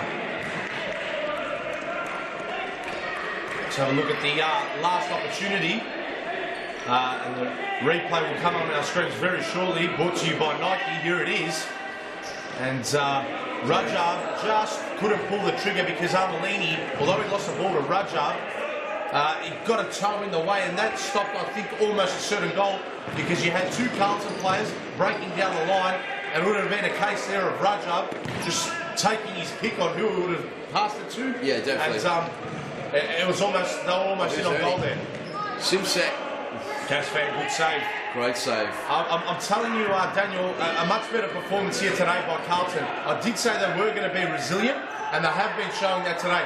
So I know Ernie and Shards, they're very emotional about the game of futsal. I love people like that. I'm emotional about the game myself. They're going to worry about the scoreboard at the end of the day. But to Carlton right now, if they can keep pushing and fighting, irrespective if they lose by a very small margin, this performance has definitely been better than the last 5 weeks, put it like that. Let's not forget, Bowwin are second for a reason, yeah? And we're at that stage of the year, a shot well wide there, that every team has played one another already once. We're now into the second third of Series Futsal Victoria, so things are starting to heat up, and we're starting now to get a more better indication of where exactly teams are sitting and what form indications we have on teams based on results. Yeah, that's right. And obviously as more rounds go on, that'll start to happen. As people play each other a couple of times too. So I think we play each other 3 times in Series Futsal. Yes. 21 rounds. So yeah, the league starts to sort itself out, but it's still very, very early days. I think we're in round 9. That's correct. So we're not even halfway through. We're not halfway. I think halfway's round 11. Yeah, round 10, 11. So, and there it is. Davide Iacovici, the Italian stallion, has scored a goal. Yeah, let's go to a replay of that. Let's have a look. Yeah, corner from Armelini, Iacovici, and the ball just comes back out of Samir. Yeah. And he plays it back in, and Michele Salvi getting in front of the keeper there, I think that made all the difference. It does, it does. When you give a keeper, when you block a keeper's view and the ball's coming at him, they have half a second to guess which way they were going. And you saw there, Pithalacath was going to his far post and Jacovici beat him at his near post. So that definitely did contribute to the second goal. I must say, I feel sorry for Carlton. They've been resilient here, but at this level, Daniel, resilience doesn't get you wins and points. It's got to take skill as well. You've got to play brilliant futsal. You've got to attack, and they haven't attacked enough today here, Carlton. This is where they need to throw caution to the wind. There's 8 minutes to go. They've got nothing to lose. They have to just go all out for it. Yeah, they do. Great save for Pithalacath. Rajab keeps it in. Rajab dribbling up the line. Rajab, he's got round 2. Oh, he's got a handball. It is. There's a spark Carlton needed. Sharman Rajab. What a great bit of individual brilliance there. He's taken the game on, and that's what you call a leader. That's very harsh. Oh. It is. Look, it's handball, but he's sliding in there, isn't he? And his hands are. It happened to me in the last game. That's what I was going to say. You're just not saying that to defend your actions earlier on, Dan. I'm sour as with that call. But anyway. I would have paid it if I was a ref. These things happen, don't they? Maybe this one 50-50. And there you have it. Roger from the spot. He's converted. 2-1 and they're back in it. You see a replay of that penalty. There you have it. Sending it to the left. Casvan with a bit of dancing. He's tried to put him off, but Sharman's picked his place and he's just straight in the corner. Great penalty. Great penalty. Oh, McGreener caught late there by Jackson Georgie. And a timeout has been called. We're going to look forward to bringing the last 6-7 minutes. I think there's 7 minutes left, Daniel, on the clock. And Gabriel Zabelos was the one that's called it. We're going to go to a quick advertisement and we'll bring to you live the last 7 minutes of Bowwin up against Carlton. Back shortly.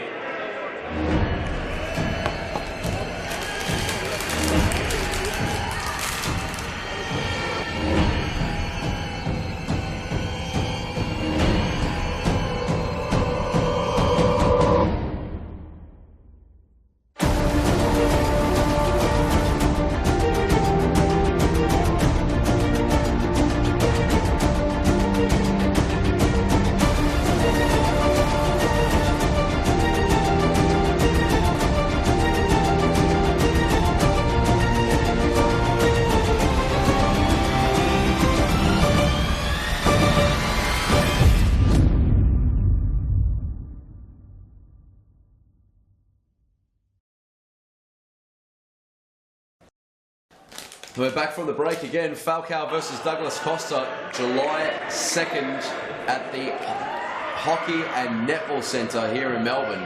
July 2nd. Get your tickets from futsaloz.com.au/live. The world's greatest futsal player and Douglas Costa, who plays for Brazil and Bayern Munich. It's going to be a great game. Correct. And yeah, it's just going to be phenomenal. I can't wait for it, Daniel. Are you looking forward to meeting the players? Yeah, I am. I'm not going to lie. I'm definitely going to be autograph hunting, and I might even invest in a selfie stick just to take a few with Douglas Costa and Falcao. Make no mistake about that. No, definitely with some of the players. It is. It's a well, obviously one-off opportunity, but once in a lifetime opportunity, some might say. Reason being is, generally, we don't see this calibre of futsal player or even footballer in Australia. No, you don't. And very rarely. You got to remember as well. Bayern Munich, one of the biggest football clubs worldwide. That's it. They're the most decorated club in Germany in the Bundesliga. Yeah. And in saying Champions Leagues. In saying that as well, Sorocaba. Magnus Futsal, the team that Falcao plays for, is also as greatly decorated. We just got a replay of this. Cass Van's just gone to the ground. Seems like he's in a spot of bother. So we've had a shot Oh, he's just landed awkwardly. He's fell onto his coccyx. Yeah, that's very, very painful when you land on that. Daniel, there's it's a very awkward position, and you're definitely in a little bit of discomfort. There's a stinging pain that goes all the way up the spine. It is.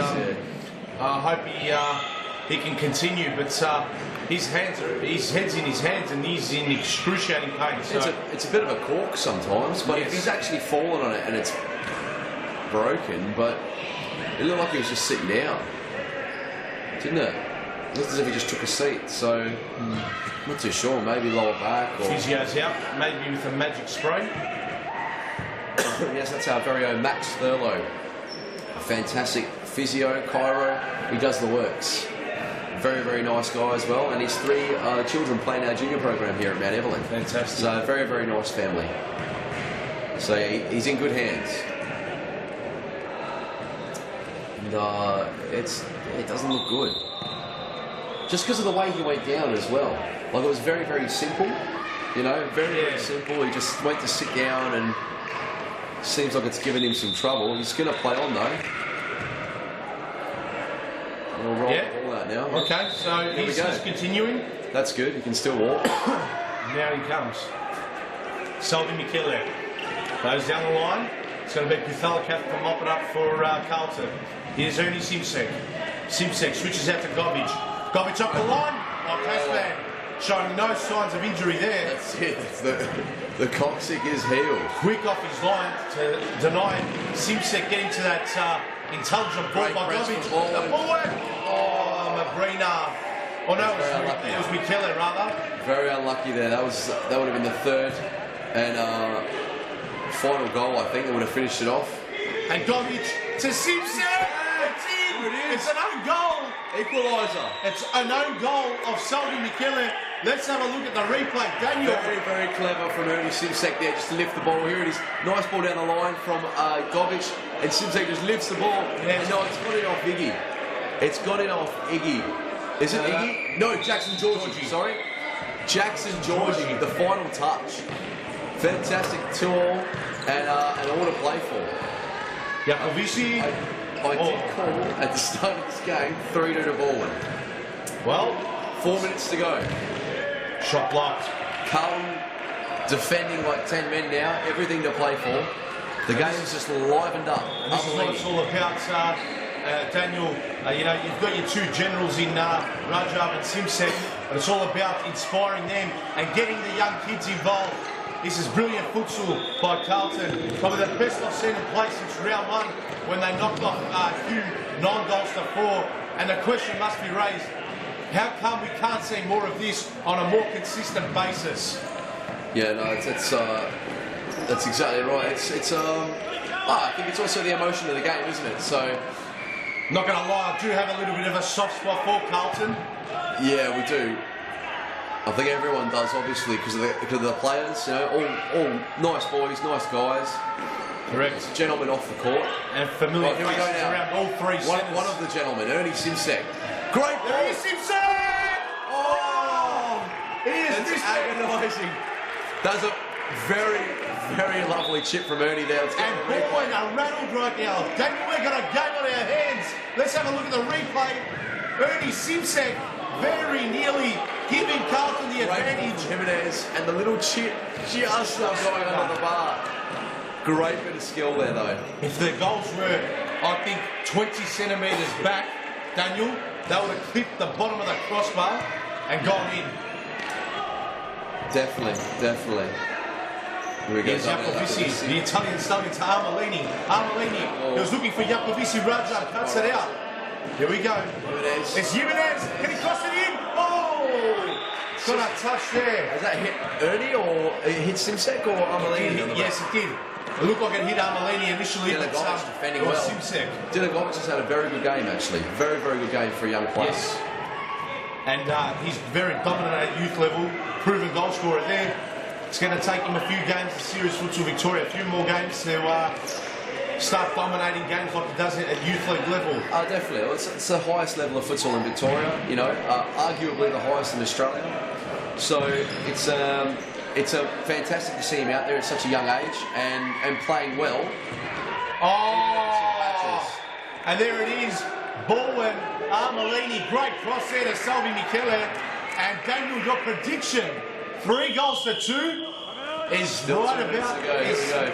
Yeah, with 2 minutes to go, there it is. Replay, Armelini. Look at this for a ball. And that's a great little pass, and Michele just getting in front of Simsek, and you feel sorry for Carlton, don't you? But they've tried very, very hard. The experiences of Bowwin has made them pay. So we're going to go to a quick break, and we're going to bring the last 2 or so minutes back to you live after the break.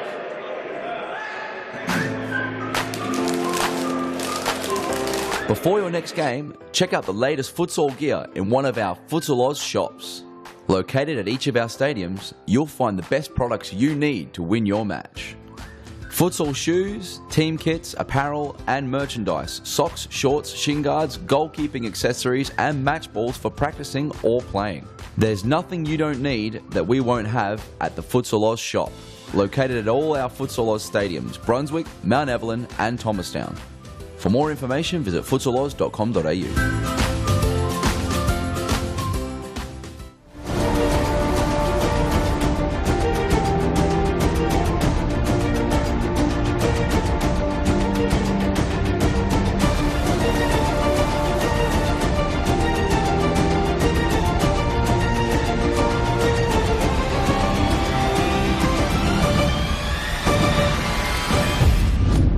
Hey guys, see you soon in Melbourne. In July 2, Douglas Costa coming to play for Pasco and Falcao coming to play for Fitzroy at the National Hockey or the State Hockey and Netball Centre here in Melbourne. July 2. Get your tickets from futsaloz.com.au. Oh, Rajab has gone down. He has landed awkwardly on that shoulder. Yes, yeah. Oh, he's in a spot of bother. You just hope that is nothing serious, but he did land awkwardly. It was almost a meat patty in a sandwich in between Pithalakath and I think it was Armelini from Bowwin. He's got him back to his feet, which is good to see, but that looked extremely ugly, Daniel. Yeah, it did.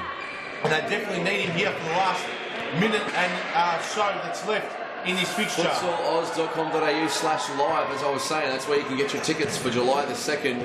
Falcao versus Douglas Costa, Pasco versus Fitzroy. There is also 4 matches that day. There's a women's match too. We're going to have Melbourne versus Sydney, and Vanessa, the world's best female futsal player, will be playing for Melbourne, and there'll be an ex-Matilda as well playing for Sydney, and her name right now has escaped me. And I hear a big name DJ is going to be there as well, I've heard. There is going to be a big name DJ, yes. Are we allowed to disclose that? Playing some classic tracks. No, I don't think it's been said yet. So. Okay. Yeah, so plenty of entertainment as well during breaks of games and throughout games as well. So yeah, definitely. I believe there's going to be live music, live bands, so it should be very, very good. 37 seconds on the clock have we got? Yes. Here's Rajab. Here we go. Can Carlton find an equaliser? Here's Rajab. Straight to Casfan. Oh, he's very lucky that he spilled that to Lakavissi. Definitely. And Davide's just going to hold it up now. Getting harassed there by Jimenez, and he knocks it out. And Jimenez brings it into Jackson Georgie. Side play Carlton. Bowwin players again. And Rajab! Simsek! How did he score from there? Unlucky. Ernie, very unlucky. And I'm not sure how many seconds we've got on the clock now. Let's have a look. It's just gone too fast. I think there's 26, 36, 35. 35. 34, so 33. It's 33 seconds. 33 seconds. Here we go. They've got to get forward Carlton in numbers as well. Oh, this is going to work out for him. Simsek. on the prowl. What can he do in his own attacking half now? Ball pass, blocked by Michele Jota. Jota, back. And here's Salvi Michele. Without a cap. Releases Raja. They're smoking the Carlton. Raja! Very nearly. 10 seconds, 9, 8, 7, 6. 6.8 seconds left on the clock. Ernie Simsek, what can he do? Raja, they're going to pull the trigger. There's 3 seconds left. Shoot! And that's a corner, and that's going to be it. That's the game. That's the game. Your prediction has been spot on. Me too. Wonder what odds you would have got it on that, Daniel. Yeah. 3 goals to 2. Bowwin victorious.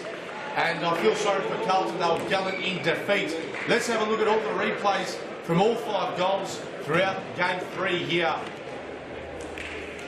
So this was the opener by Oscar Magrina. Great play down the wing and just putting it into Magrina, who finishes at the back stick. The second goal was Davide Iacovici. A bit of luck as well. Yeah. Must be said, the Italian stallion scoring that. Salvi doing what he needed to do in front of the goalkeeper there. Penalty. This sparked Carlton back into the contest. Penalty from Sharma Rajal. Raja. Great penalty into the corner. Very good penalty. Stepped up and got his head back into it. And this was when Carlton started believing that it could be our day here. But unfortunately, it wasn't to be, because a bit of individual brilliance with Robert Armalini bringing it in and cutting it into Salvi Michele was the goal that ultimately won Bowwin the game. So we are now going to go to a break. Stick around, stay tuned. One last final game, and that's going to be between Fitzroy up against Metropolitan shortly after the break.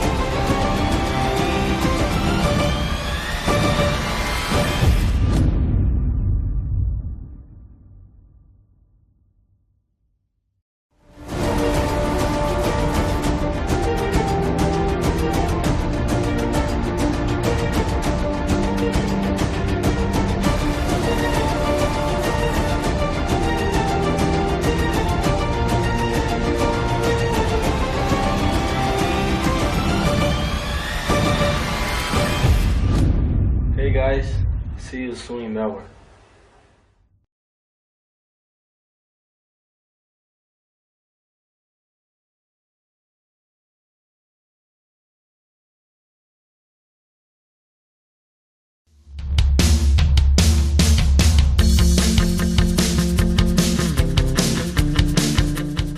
Futsal Oz is the home of elite futsal in Victoria, with leagues for men and women played every week. For the men, start your journey to the top in League 2, played each week at our Brunswick Stadium.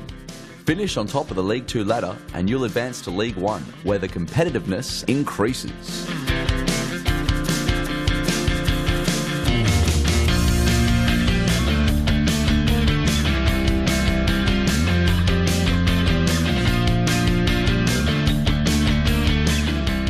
If your team wins League 1, you'll qualify for the State Championship, and if you win that, you'll be playing Series Futsal Victoria, the highest level of futsal in Victoria featuring the best clubs and players.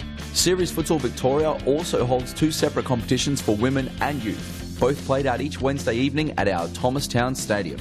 So once you or your team has conquered the social leagues, take the challenge against the best futsal players and join the elite leagues at Futsal Oz. For more information, visit futsaloz.com.au.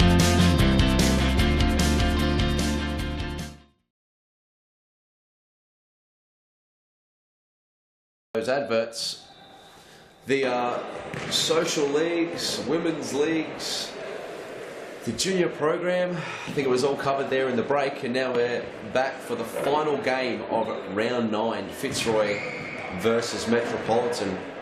Fitzroy with a very big win last week, and Metropolitan, unfortunately, with a very big defeat. So Metropolitan will be looking to bounce back here as they take on Fitzroy, who is a new look side with the additions of Alistair Dunlop and also Cosimo Russo last week.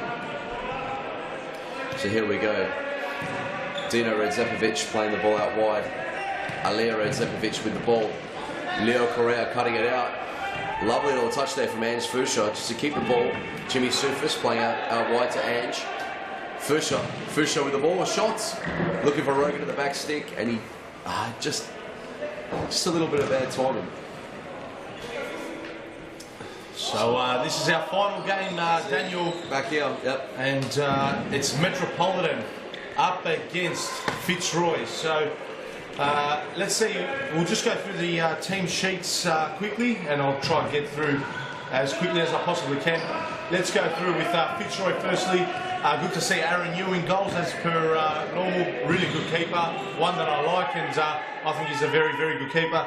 Number 7, Scott Rogan. Number 4, is that Angelo Fusca? I think it is, yes. Ange Fusca, yeah. It is. Number 41, was it 41 or 11? It's 22. 11 is Leonardo Correa. And you also have this player here. Yes, Jimmy Sufis. And he's wearing number 17, Jimmy Sufis. So there you're starting 5 for Fitzroy. Let's turn our attention now to Metropolitan. Oh, it's Alex Coburn. Yes, Alex Coburn, my new favourite player in Series Futsal Victoria. Yes? Yeah. And why is that? There's a story behind this? Oh, there is. Let's just go through the Metropolitan starting lineup. No disrespect to you, Daniel. No problem, that's fine. Alex, you with them. There definitely is a story behind it. And in goals is Liam Digby, number 22. I think that is Alia Redzepovic. It is wearing number 40 yes, for is, yeah. Metropolitan. Dino And Redzepovic. Dino, is he wearing his number 7? He is. Good to see that both Redzepovic brothers are out there today. They're a different team when they're together. Yes, they are. And let's not forget as well, Sali Seppel. He's capable of scoring from anywhere on the court. Sali is a very good player. And he's got a very strong strike on him. He hits him with venom, let me tell you. Is he wearing 21 or 23? Let's have a look at the camera. 23. 23, I thought so. So there you're starting 5 for both teams. So, and there's Alex Cobo in possession of the ball. Oh, losing the ball out there. Scott Rogan, 3 versus 3 here. Oh, it's just too much for Jimmy Sufis to just pushing it too far for Jimmy. And here's Alex Cobo with the ball. And Correa just hit it into Alia Redzepovic, and he's won a side ball for his team. Alia didn't know too much about that. Here's Rogan. And Jimmy Sufis. Very unlucky, Jimmy Sufis. Very unlucky not to wasn't anticipating it, I don't think. No, he didn't. I think he expected a shot. He's done well though, Sufis here. Great ball. Unlucky. Leo Correa. Unlucky not to put that in. So Alex Cobo, Daniel, was my new favourite player. He has recently become the assistant coach of Northcote City. Okay. So hence why. Got to show my support for him. He's a lovely guy. Good to talk to. Yeah, he joined our Pasco team for the FAFL, and he played a couple of games with us. We had some training sessions with him. Very, very nice guy. Yes. Yeah, and a bit of physical contact out there between Correa and I think Sully. Here's Aaron Yu with the throw-in to. Great ball. Oh, there it is. That's the opener. Leonardo Correa. Let's go to a replay. Great ball from Jimmy Sufis. Jimmy Sufis here. Lovely ball there from Rogan. Jimmy Sufis with the ball. And Scott Rogan forcing the save. And Leo Correa finishing it off. Yeah, good finish. 1-0 Fitzroy. Here we go. And this game starting much like it did for Metropolitan last week.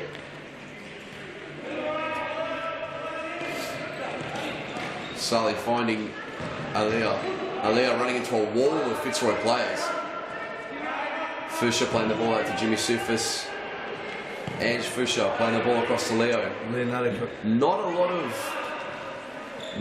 lot of pressure on the ball at the moment, and Fitzroy able to play wherever they like.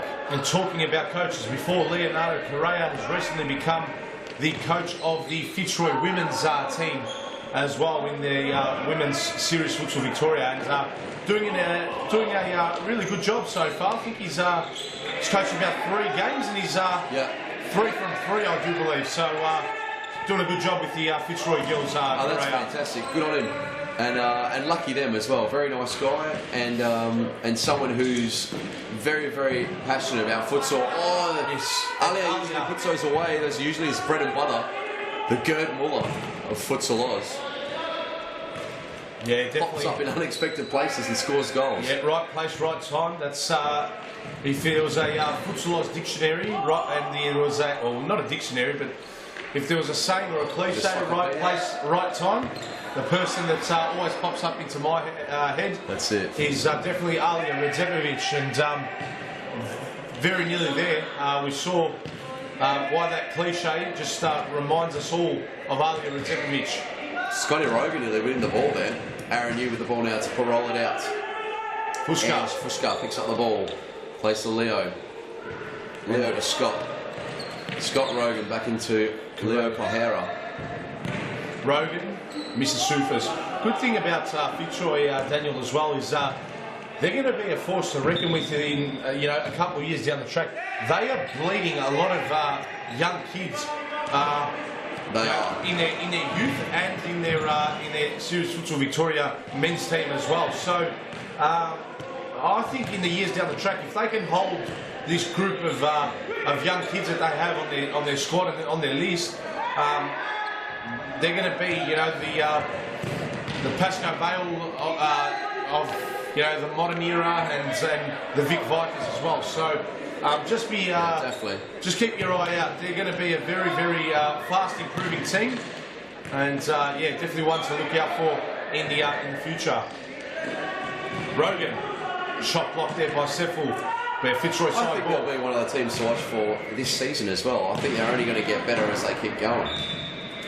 And the frustrating thing is, and look, I mentioned before, I've got a soft spot for Carlton. I also have a soft spot for Fitzroy. I know some of their players very well, in particularly Jimmy Sufas, Leo Correa, Alessandro Verratti on screen here, number 9.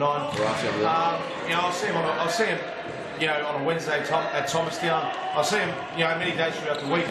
The frustrating thing is they lack that creativity in the final third, which has, I'm looking here at the live ladder, 8 games, 22 goals. They're, out of the 8 teams, they're second last in the amount of goals that they have been able to produce. Brunswick's behind the last place team with 19 goals. Obviously they scored 3 today, so that takes them to 22. But look, there's just been a real drive, a goal drought for Fitzroy this year. It's not the Fitzroy of last year, and I think if they can start attacking and creating a little bit more in their front third, they'll definitely win a lot more games. Yeah, of course. I think that will come as they start to gel more. There's a lot of new players in this side. Yes. There are a lot of young players that have been put together. Obviously Leo and even Igor Baroni. He only came in towards the end of last season. So these are the things that take time. And I think what's good is that in Igor and Leo, they've got 2 people that are patient, that are passionate about the game, want to grow the sport, and the young players that they've got do have some experience. They're not without experience. And definitely Cosimo Russo. Good to see him as well. I haven't seen him for a while, Cosimo Russo. Yeah, great to see him back here. Scott Rogan, Cosimo Russo, Ange Fuska, and this boy coming on now, Jackson Shaw. They all have experience playing in this league. Yes. And it'll only be a matter of time. Until they begin to upset more and more sides and start putting those goals in the back of the net, as you were saying, those shots. Yeah. Very nice little movement at the moment. And sometimes in these passages of play, Daniel, you saw him pass the ball around about 20 times there. Well done there by Jackson Shaw. Oh, and off the post, and now Jackson Shaw cannoning that into the post. Very nearly Fitzroy doubling their advantage. We'll have a look at the replay brought to you by Nike. And look at the shot there, wrapped it around Alex Cobo and Liam Digby and straight into the post. Unlucky there. But like I was saying before, they've knocked the ball around, you know, for about 20 passes in midfield and in their own back half. That's fine, but what I've noticed is sometimes they abuse their possession that they have and they knock it around, and it is cheap possession, Daniel, where they're not effective, they're not creative with it, and then they put themselves under pressure. So, I mean, you know, sometimes, you know, it's not all about possession. I mean, possession is a good KPI in futsal and even outdoor, you know, but sometimes all you need is 35, 40% possession and you can still win games. Yeah, you can. That's true. That's true. To be honest with you, I've played futsal in teams that keep the ball a lot more than my team, Pasco currently does. Yes. But we're very, very clinical. Pasco is very, very clinical. Correct. So we keep the ball, I think, but not for... Oh, it's in. Alia Redzepovic. I think Aaron, you got a fingertip onto it and it went straight into the shin pad of Alia Redzepovic. Let's have a look at the replay. Sorry to cut you out, Daniel, but then again, look at this. Right place, right time. It was Aaron Hughes got onto his shin pad, and that is 1-1. He's always there. And again, what you're saying about the possession. So Fitzroy, obviously, I feel are playing the better of the two sides. They're playing some very, very nice futsal. But yes, to talk about Jackson Shaw, to talk about the contrast between teams I've played for and Pasco Vale, we have very, very good defenders in our team. Whereas previous teams I've played in, we haven't had great defenders, but we've been good at keeping the ball. So possession's been our defence in a way. Yes. And I think that will kind of work in the hands for Fitzroy because they are younger players. Yes. They're not the strongest players, but they are very technically gifted. Yes. So let's go, whilst we've got a time out here, Daniel, let's go to a quick ad break and we'll be back live shortly after the ad.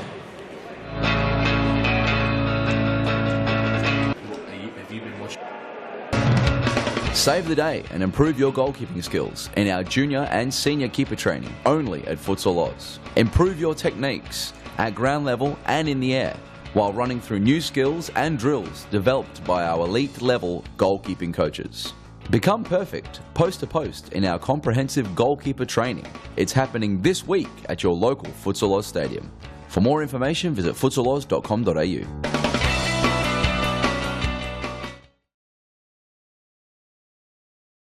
Ready to break out of their huddle, and yeah, they've been all right.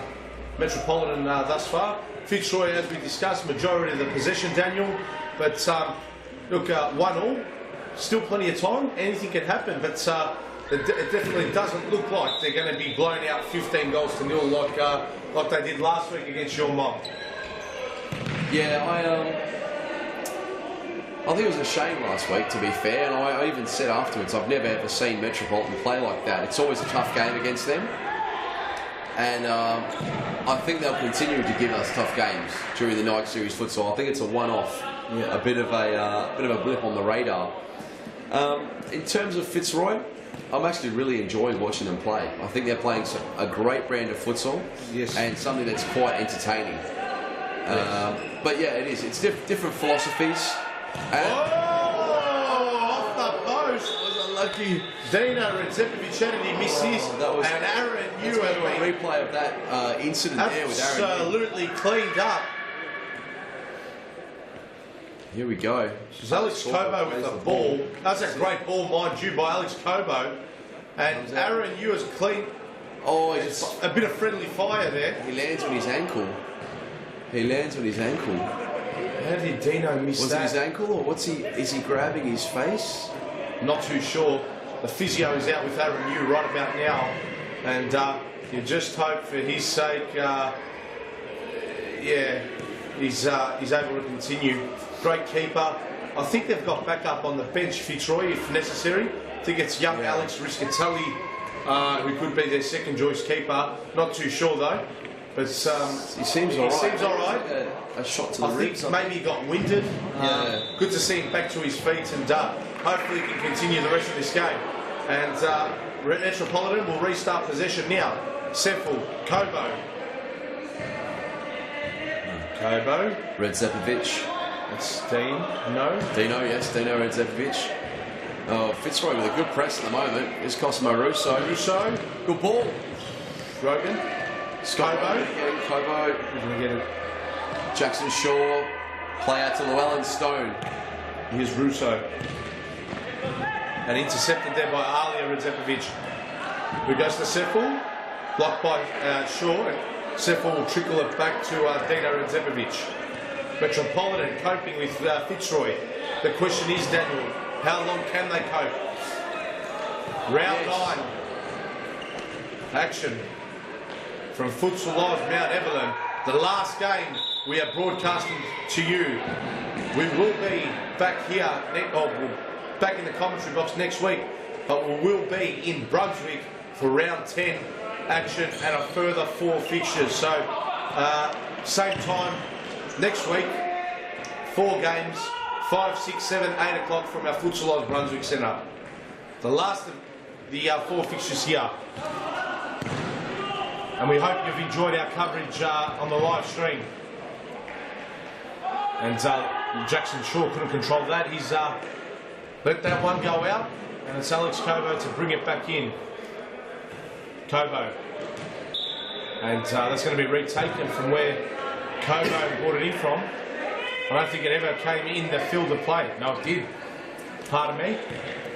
Russo. Rogan. And that's going to be a corner. Seffel got a toe on that. Danger now for Metropolitan. Rogan bring the corner back in here to Russo. Russo, Rogan. Hey, and the ball's just gotten away from him.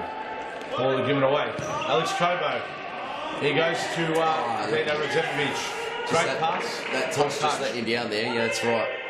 That touch just letting him down. Sufis switches it to Rogan. Rogan to Correa. So you can see referee Evan Robotis trying to keep warm there. He is, yeah, he is. A few arm exercises. Yeah. His head must be cold. Yeah, I think it will. Yeah, I think he might have a bit of frost on the on the old bonnet. Yeah, on the bonnet. That's a good one. I was going to say Scott. Yeah, bonnet's a bit of description. It's Kevlar, that one as well. That's a good call, Daniel. I'll give you credit for that one. Here's Jimmy Supers returning to the game now. Liam Digby mops up for Metropolitan and releases it to Sally Seffel, who switches to Alex Kobo. Kobo to Dino Redzepovic. Dino with a little ball into Alia, but Scott Rogan picking it out now. Here we go. Fitzroy can attack. Rogan into Sufis. Long Stone leaving it. Alex Kobo for Metropolitan. It's on for Metropolitan. Here's Alia Redzepovic playing back to Alex Kobo, who plays back to Dino, out to Sully. Sully, great skills. Sully Sufis.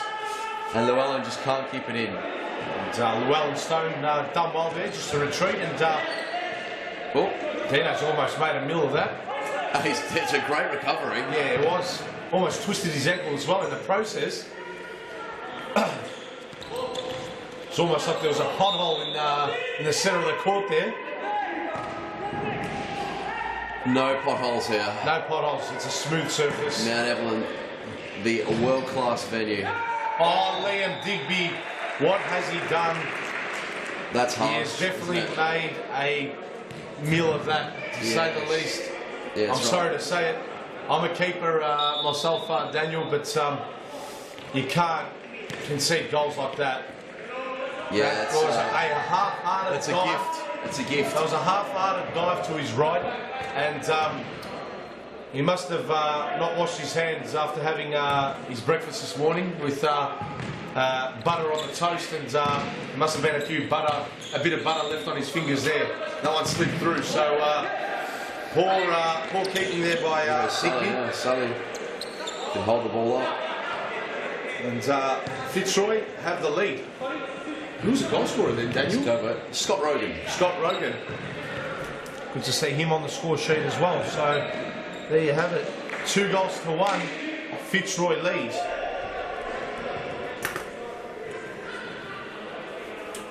And we've just got 5 minutes and change left remaining in this first half. Metropolitan are desperate to be at least level at half time. They can't allow their opponents to be in the lead come half time. Jimmy Sif is playing out to Ange Fusca. Leo, this is the team that started. So they've made a full rotation of their subs. Scott Rogan. Good shot there. Equal to it this time. Yes. He might have had more notice. He might have seen that one coming. Yes. Sufis. The shot. Oh! Great corner. Lovely little set piece from Fitzroy. I've been talking to Fernando about those before. Great little set piece. They got some nice set pieces, Fitzroy. Rogan. That was cheap. Rogan. Not bad at all. Alia Redzepovic gets around Sufis, but couldn't get around Rogan, and it's a Fitzroy ball. Correa to bring it back in. Correa passes it backwards to Fusca. Fusca out to Rogan. Rogan switches to Correa. Correa. The movement through the middle is very, very good. Poor pass there by Sufis. If the pass was better, they'd have been in there. Leo would have had the ball.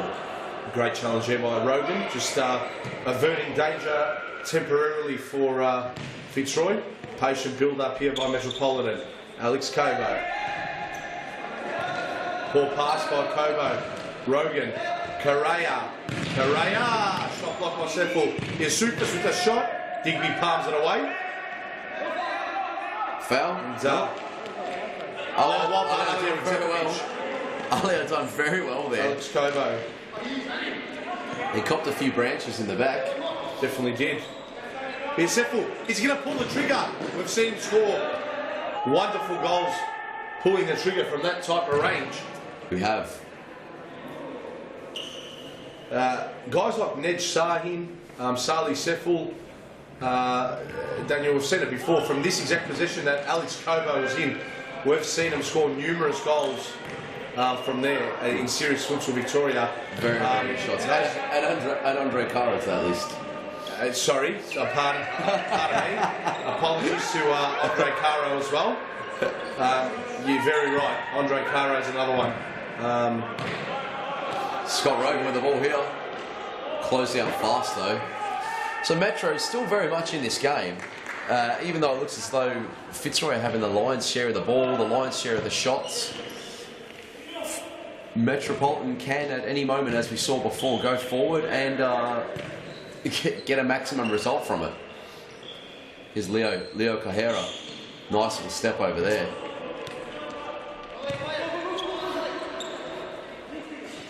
Here's Fusca. He goes to... Nice ball. Shaw. Fusca! That's a great ball from Jackson Shaw and fantastic effort from Ange Fusca. It's a great shot. Whizzed past the... Past him again. That is very, very good at that little move. Very good at that little flick over the legs. Cobo. He wants it again. He'll try it. I wonder if he'll try it again. Salih Seffel.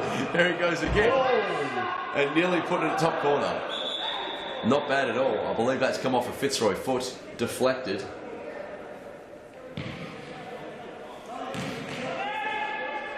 Aaron Yu. Just start rolling it out to Jackson Shaw. Jackson Shaw. To Cosimo Russo. Russo. Got the skins underneath Russo. If I was a player, I'd be doing the same as well, Daniel. Oh, nice feet. Kobo to Seffel. Very unlucky there. Alia Redzepovic. Redzepovic, here we go. Cosimo Russo. Alia Redzepovic with a very good tackle there. Here we go, ball out to Jackson Shaw. This could be a shot. Yeah, but it's blocked by Kobo. See it happening. See it happening. Yep. why not? You're up. Leo. There's a handful of seconds left. You can try Leo that. Cojera. He's shown us a few step overs today. Maybe his nickname might be Leo Pedalada Cojera. Say that again, Leo Pedalada. Pedalada in Portuguese. In Brazil, pedal or pedalada is known as step overs. Okay. I think that's a great nickname for him. Pedalada. That's it. Pedalava. Pedalava. No, yeah, how do you say it? I think that's what you get from Pantheon Cakes, isn't it? A pedalava. How do you pronounce it? Pedalada. Pedalada. That's it. Leo Pedalada Cojera. I remember that. Half time 2-1 here. Fitzroy 2, Metropolitan 1. And I'm receiving news in my ear from the man himself, Andre Basso, that is perfect Portuguese, and we'll be back after this advert break.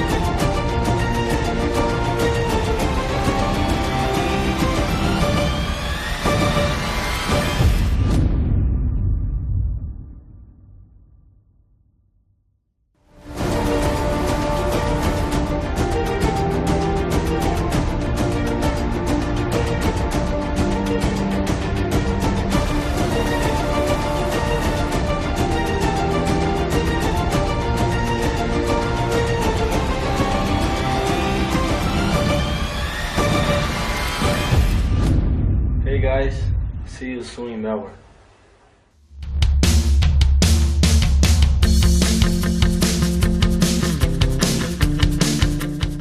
Futsal Oz is the home of elite futsal in Victoria, with leagues for men and women played every week. For the men, start your journey to the top in League 2, played each week at our Brunswick Stadium. Finish on top of the League 2 ladder and you'll advance to League 1, where the competitiveness increases.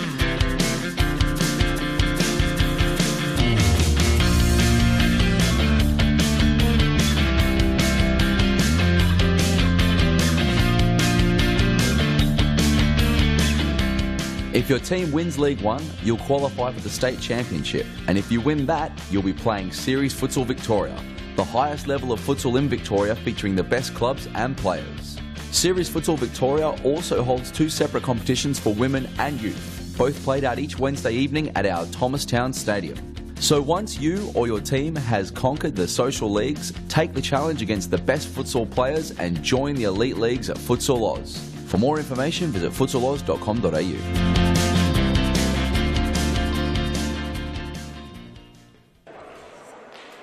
And here we have it, live and back in time for the second half. And it's Fitzroy with the 2-goal-to-1 advantage over Metropolitan. Goal scorers Scott Rogan and Leonardo Correa for Fitzroy, and the only goal scorer for Metropolitan is Alia Redzepovic, and we had a bit of a laugh during that last commercial break. Last break, yes we did. And yeah, that man in screen, the referee, we heard a few of his comments thanks to our sideline commentary, and believe me, off the court he can be a funny man. Evan Robotis definitely makes me laugh. Futsal Oz is definitely full of characters. Yes, good characters of course. Very good characters, yeah. And funny ones like Evan. Yeah, when I say characters, I mean hearts of gold, but yeah, people come out with some funny stuff. Some jokes. Here we go, Sully to bring the ball back in for Metropolitan. Do you think they'll find a second goal in this half? Yes, I think they can. I think Fitzroy are going to just scrape over the line and win I'm going to go... I reckon it's going to be 3 goals to 2 Fitzroy, and Fitzroy are going to score a really, really late one when Metropolitan are chasing the game. So I think it's going to end up 4-2 in favour of Fitzroy, but it's going to be more of a consolation goal for Fitzroy because Metropolitan might introduce the 5th man. Yes. Yeah. Yep. So I think that's how They can game's get going to unfold. some trash goals, as they're called, yeah. Not trash goals, but I think, when they've put all their 5 players up forward and there's no one covering the goal mouth, it might be a quick counter for Fitzroy and they'll put the final nail in the coffin. That's what I reckon. So Yeah, definitely. Jackson Shaw, some good speed there. Yeah, Digby done well there. Digby out very quickly. He had to be because Jackson was quick. He was away. He was.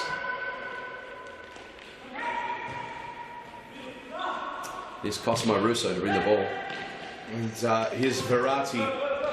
Verratti. Back to Shaw. Oh, here it is. Sully Seffel. Oh, that was outside the D. Oh, the referee hasn't seen that. Yeah. Oh, controversy here. No, we'll try to see if we can get the replay here. I am adamant, Aaron, you handled that outside his D. Make no mistake. He made the save initially. Perfectly fine. Done well. And look at the ball. Yeah, that is clearly outside the D. And he's dragged it back in. He's pulled it back in. On the line, he's okay. But it was clearly over the line. And that could easily have been a yellow card. And a direct free kick to Metropolitan in a dangerous area. Yeah, definitely. Could be the cold conditions as to why it was hard to see. Definitely, can make you grimace at the best of times. Well, Futsal's live. Book now. The State Netball and Hockey Centre, July 2. Douglas Costa from Bayern Munich. Falcao, Rodrigo, Vanessa, the 4 players that will be playing in and amongst Series Futsal Victoria's finest players. One night, it's a once-in-a-lifetime experience. Don't miss out on the opportunity. If you'd like further information, go to futsalodge.com.au/live. If you're a regular at one of our 3 centres, come in. Our staff members at the front counter, whether you're at Futsalos Brunswick, Futsalos Thomastown, or even here Futsalos Mount Evelyn. And if you can't contain yourself anymore, ticketmaster.com.au, go under sports, go into other sports, click onto Futsal Live, and you can pick yourself a suitable ticket. And please do not miss out on this night. I definitely am not, Daniel. I've had to change a few commitments around. I'll definitely be there, mate, and definitely looking forward to it. No, it's going to be one to remember. It's going to be a fantastic event, and personally, I can't wait for it. So, obviously, my club, Pasco, having the opportunity to play with Douglas Costa. I think that's a once-in-a-lifetime opportunity in itself. So, and to play against players such as Falcao and Rodrigo, it's going to be unbelievable. Exactly. So, as Harry said, if you want to come and see this event, you can also meet the players. There's VIP tickets available. futsalodge.com.au/live, and it is on the 2nd of July at the Netball and Hockey Centre. Yes, definitely looking forward to that. Great ball there, Alessandro Verratti just cutting it out. And here's Seffel playing it back to Kobo. Kobo intercepted there by Llewellyn Stone. And Fitzroy will have a side ball in a dangerous position now. So let's see what they can conjure up from this side ball. It's Cosimo Russo who's bringing it in. He's gone to Rogan. Back close Verratti. Oh, great flick. And Fusca. I don't think Verratti expected that, but he did very well on the second opportunity there, just to create a chance for Fusca. Or is it Llewellyn Stone out there? No, it's Ange Fusca. It's Rogan done well to keep that in. Russo, good flick with the outside of the foot. And here it is. Fusca, Rogan. Oh, very well done there, Metropolitan, to keep the ball out. Well done, Seffel and Digby there. You feel that one more goal will put it to bed, though, almost. Yes, they've had a lot of possession, a lot of shots, Fitzroy. Yes. And also, as you said before, they They do have a lot of shots, but they can't seem to finish. They're just missing that finishing touch. Correct. Oh, Fuska. Fuska from in front there. And there's a big throw. Oh. Liam Digby, the quick long throw. Counter-attack resulting to nothing. Looked like he was throwing a grenade that was ready to explode in his hands. Yeah. It's like a hot potato there. I was about to say the hot potato. And nice, very good movement here from Fitzroy at the moment. Very good movement. Cozzy coming and showing in the middle. And they're getting the players to move on the outside as well, creating space for the next recipient of the ball. Sully trying to make some things happen for Metro. He's losing the ball there. Here's Russo. Cosmo picking the ball up. Very patient at the back. Very good player, Cosmo Russo.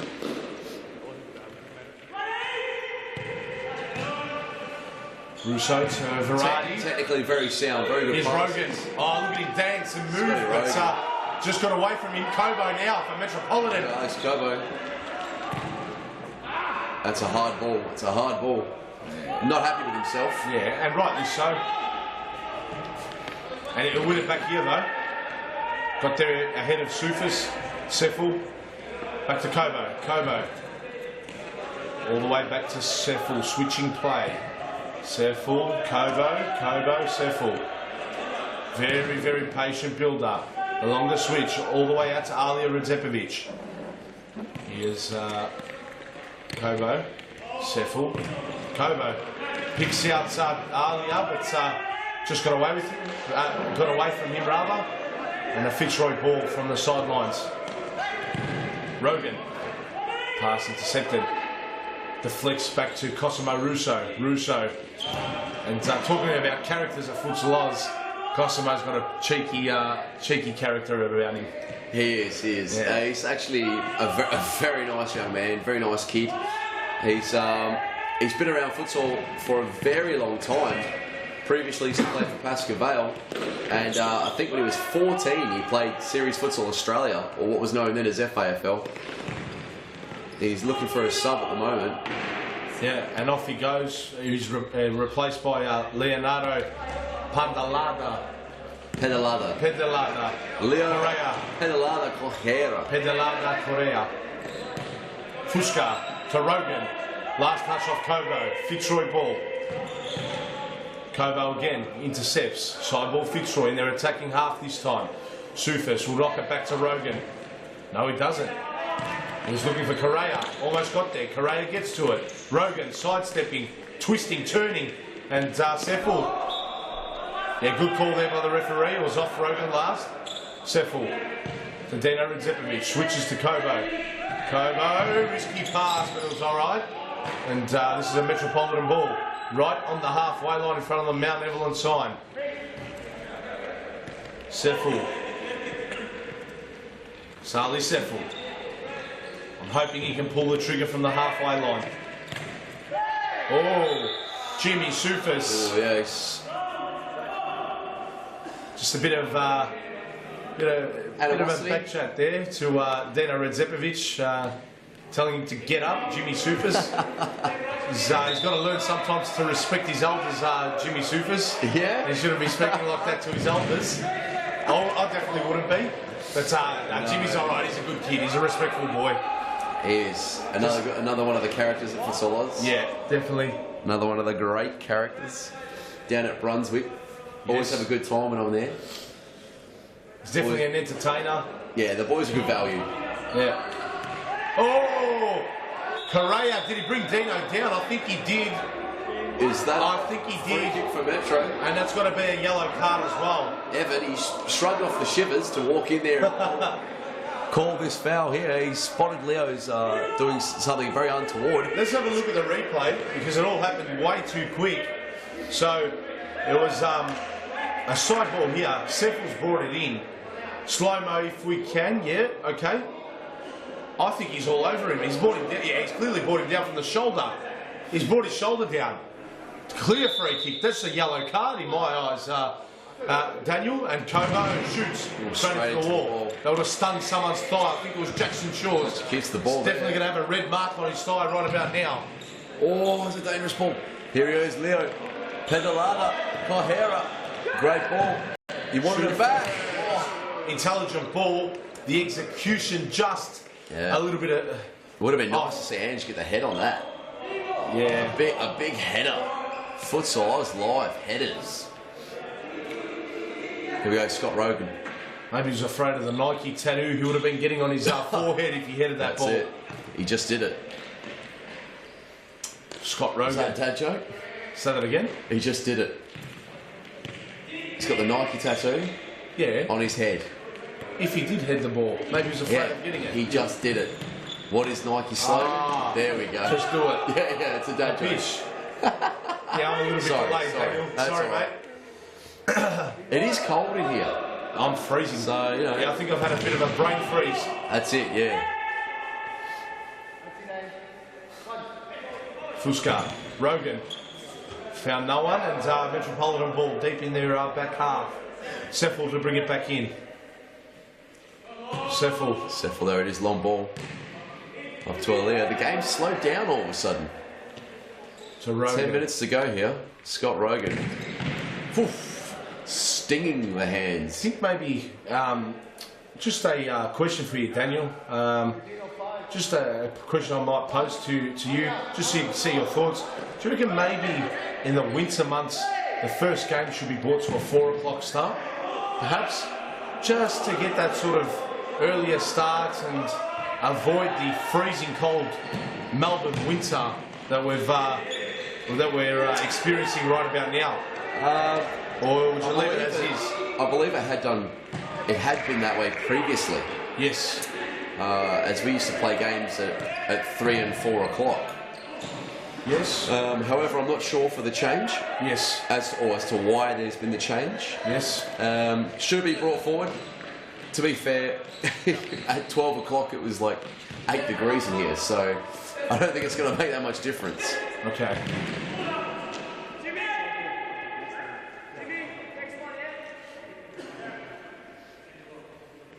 Here we go, who's bringing the ball in now? Here we go. Fitzroy ball. Rogan. Evan, not happy. Not happy with the distance of the defending players. He's getting stroppy. Do you think the cold's getting to him? Nah, it's good refereeing.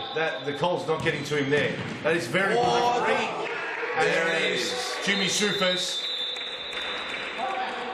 And a timeout to be called. And a timeout to be And called. he's on the score sheet, Jimmy Sufas. Jimmy was happy with that one, wasn't he? A little fist pump. Yeah, definitely was. Just waiting for the Mario jump. Absolutely. So, Here we go, the replay. Scott Rogan and Metropolitan just falling asleep a bit there after being told to move back. And Jimmy Sufas getting a second bite of the apple and putting it away in the corner. And I think that might be it. That might be the nail in the coffin. 3-1. 8 minutes to go. But that might be all she wrote. she wrote, yes.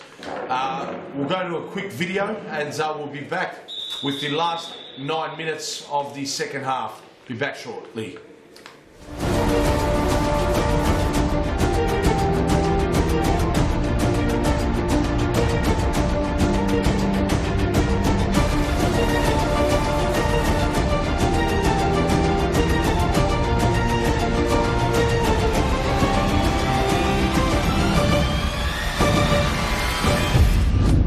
Hey guys, see you soon in Melbourne.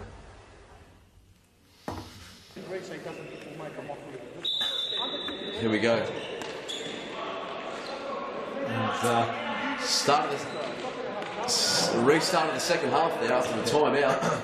And Liam Digby. Evan Robotis not happy on the sideline there. Yeah. And we're just checking the ladder, aren't we? We're just knocking up a few scores and see if we can get a live update of the ladder for you. So here we go. Digby to bring the ball out. Throwing it to the feet of Alija Radzepovic. Can he get free of the Fitzroy defender? He's done very well. Oh, Dino Radzepovic. Alija and Dino teaming up. Definitely a good team up The there. second goal for Metropolitan. I'd said, here's the replay, and Alija doing very well here. Just to beat his man down the line. I'm not sure how he quite got through. A little bit of a nutmeg there. And he's come out the other side, and he's just seen Dino's got an empty net to tap into. And that's 3-2. Well done, Metropolitan. Both Redzepovic brothers on the score sheet. Alia and Dino. That's right. Different team when they play. Different Yes. team. And I did say that the third goal was going to be the nail in the coffin, but it doesn't seem that way now. The game's come to life. It died off for the last few minutes. It's come back to life. And here are Metro pressing, as they should have been for the whole game, and looking for an equaliser. Yes. Here he is again. They seem like they're on top of Fitzroy. Sally Sackball! That's the strike I'm talking about. Dangerous shot. Daniel Sully Seffel. He's got venom in those.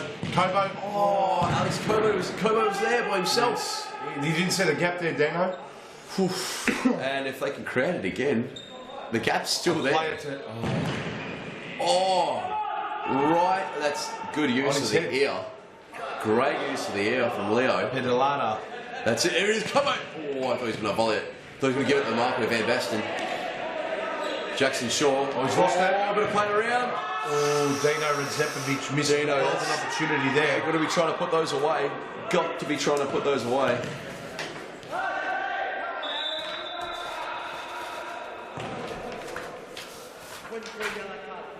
Oh, Aaron, you with the yellow card there. It's not time wasting.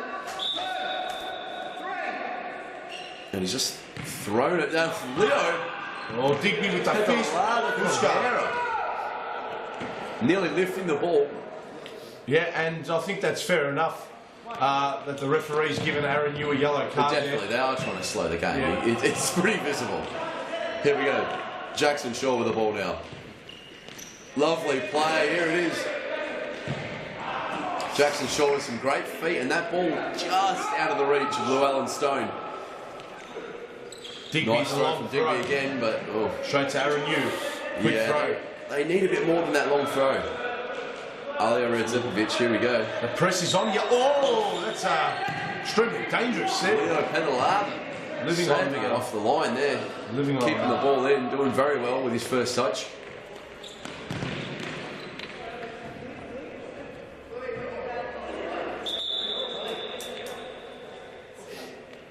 Seffel brings it back in for Metropolitan. Kobo, Seffel. Ran himself Nice into play, trouble. Jackson Shaw. Shaw strips it off him, but Kobo, like he has done on numerous occasions. Oh, Redzepovic. Alia, here it is. Dino Redzepovic. And Leo with a bit of magic, and Dino with the finish. 3-3. My prediction was wrong. Definitely not a nail in the coffin. If anything, the third goal spurred them on. Here we are. 3-3. Lovely turn. The little nutmeg. A great play, and Alia didn't give up on it. And Aaron making a mess of that, cleaning up everybody, and Dino tapping again into the open net. Here we go, Digby again with the ball. They're looking for that counter attack. Well, Here's Dino with the ball. Can he hold it while he waits for help? The help coming in Alia, but coming too late.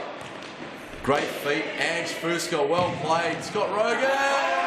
Russo! There it is, Cosimo Russo with the finish. Ange Fusco, the playmaker, the creator. Great feed skills, finding Rogan on the far side. Here we go again, Fusco. Lovely feet, lovely skills, skipping two players, finding Rogan, who then found Cosimo Russo just out of the reach of Digby, and Russo putting it into the open net. 4 goals to 3. 4-3. It's turned into a thriller. It is. It definitely has. And both teams. Here we go. I reckon he's. Oh, I thought he was going to come inside and throw another shot in that left foot then. Both teams desperately need the 3 points. Yes, they do. Metropolitan have- Metro more so than Fitzroy, let's be honest.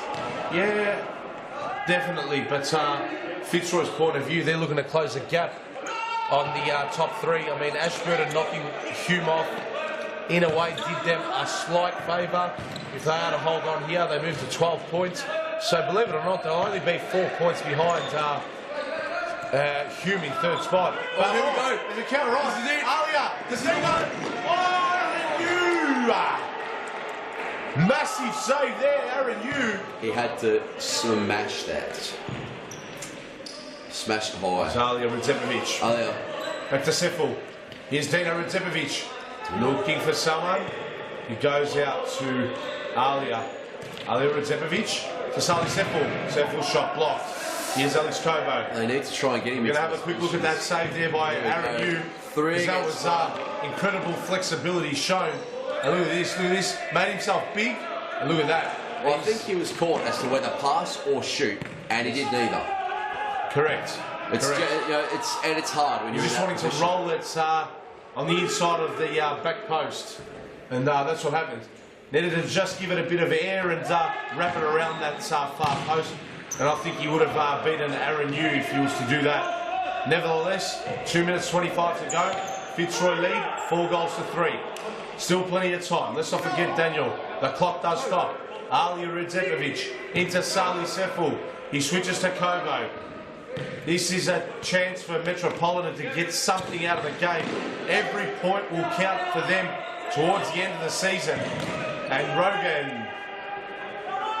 Scott Rogan, very unlucky there. Point out Cosimo Russo at the back post. Was unable to do so. Here's Rogan. Quick touch, Pedalata.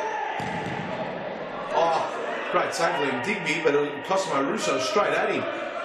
And here's Dino Redzepovic. Back to Alex Kobo. Kobo he was looking for Sali Seful. Rogan gets it, and Kobo does well to get in the way there and just flick it off his thigh for a side ball. Rogan. Quick touch. Snow with the back pass. Pedalata. Digby. Pedalata. Digby. Nearly Leo. It's a bit of pinball there in the D. And finally Metropolitan come away with it. Who's your tip from here? Daniel? From here, from this point in the game, I would say Fitzroy. Yeah, I'm going Fitzroy as well. I think they will hold on. They're going to carry it out now. And it's a side ball, I do believe. Yeah, Ali Redzepovic. Sorry, Dino, to bring it in. To be honest, they've deserved it, I feel. They've had the lion's share of this match. They've done all the right things. Absolutely. There's been a lapse for these 3 goals that have come very, very quickly. One after the other almost. But I think, apart from that lapse we've seen just in the last 5 minutes, Fitzroy have held the ball very well. They've passed very well, defended very well, and they deserve the 3 points. Well, Fitzroy have been involved in the most amount of draws this season. 3 of them. It was 1-1 to Ashburton, 2-2 to Hume, 2-2 to Carlton. So they're their 3 draws, and those 2-2 draws, they were both 2-0 down with only a handful of minutes left, and they've found a way to get a result out of it. To the naked eye, that looked like it went over the goal line. I want to have a look at the replay here. Massive controversy here, Daniel. I am telling you that crossed the line. I reckon Liam Digby has gotten away with murder here. Let's have a look at the replay. Here we go, Scotty to bring the ball in. This could be controversial if they go up the other end and they score.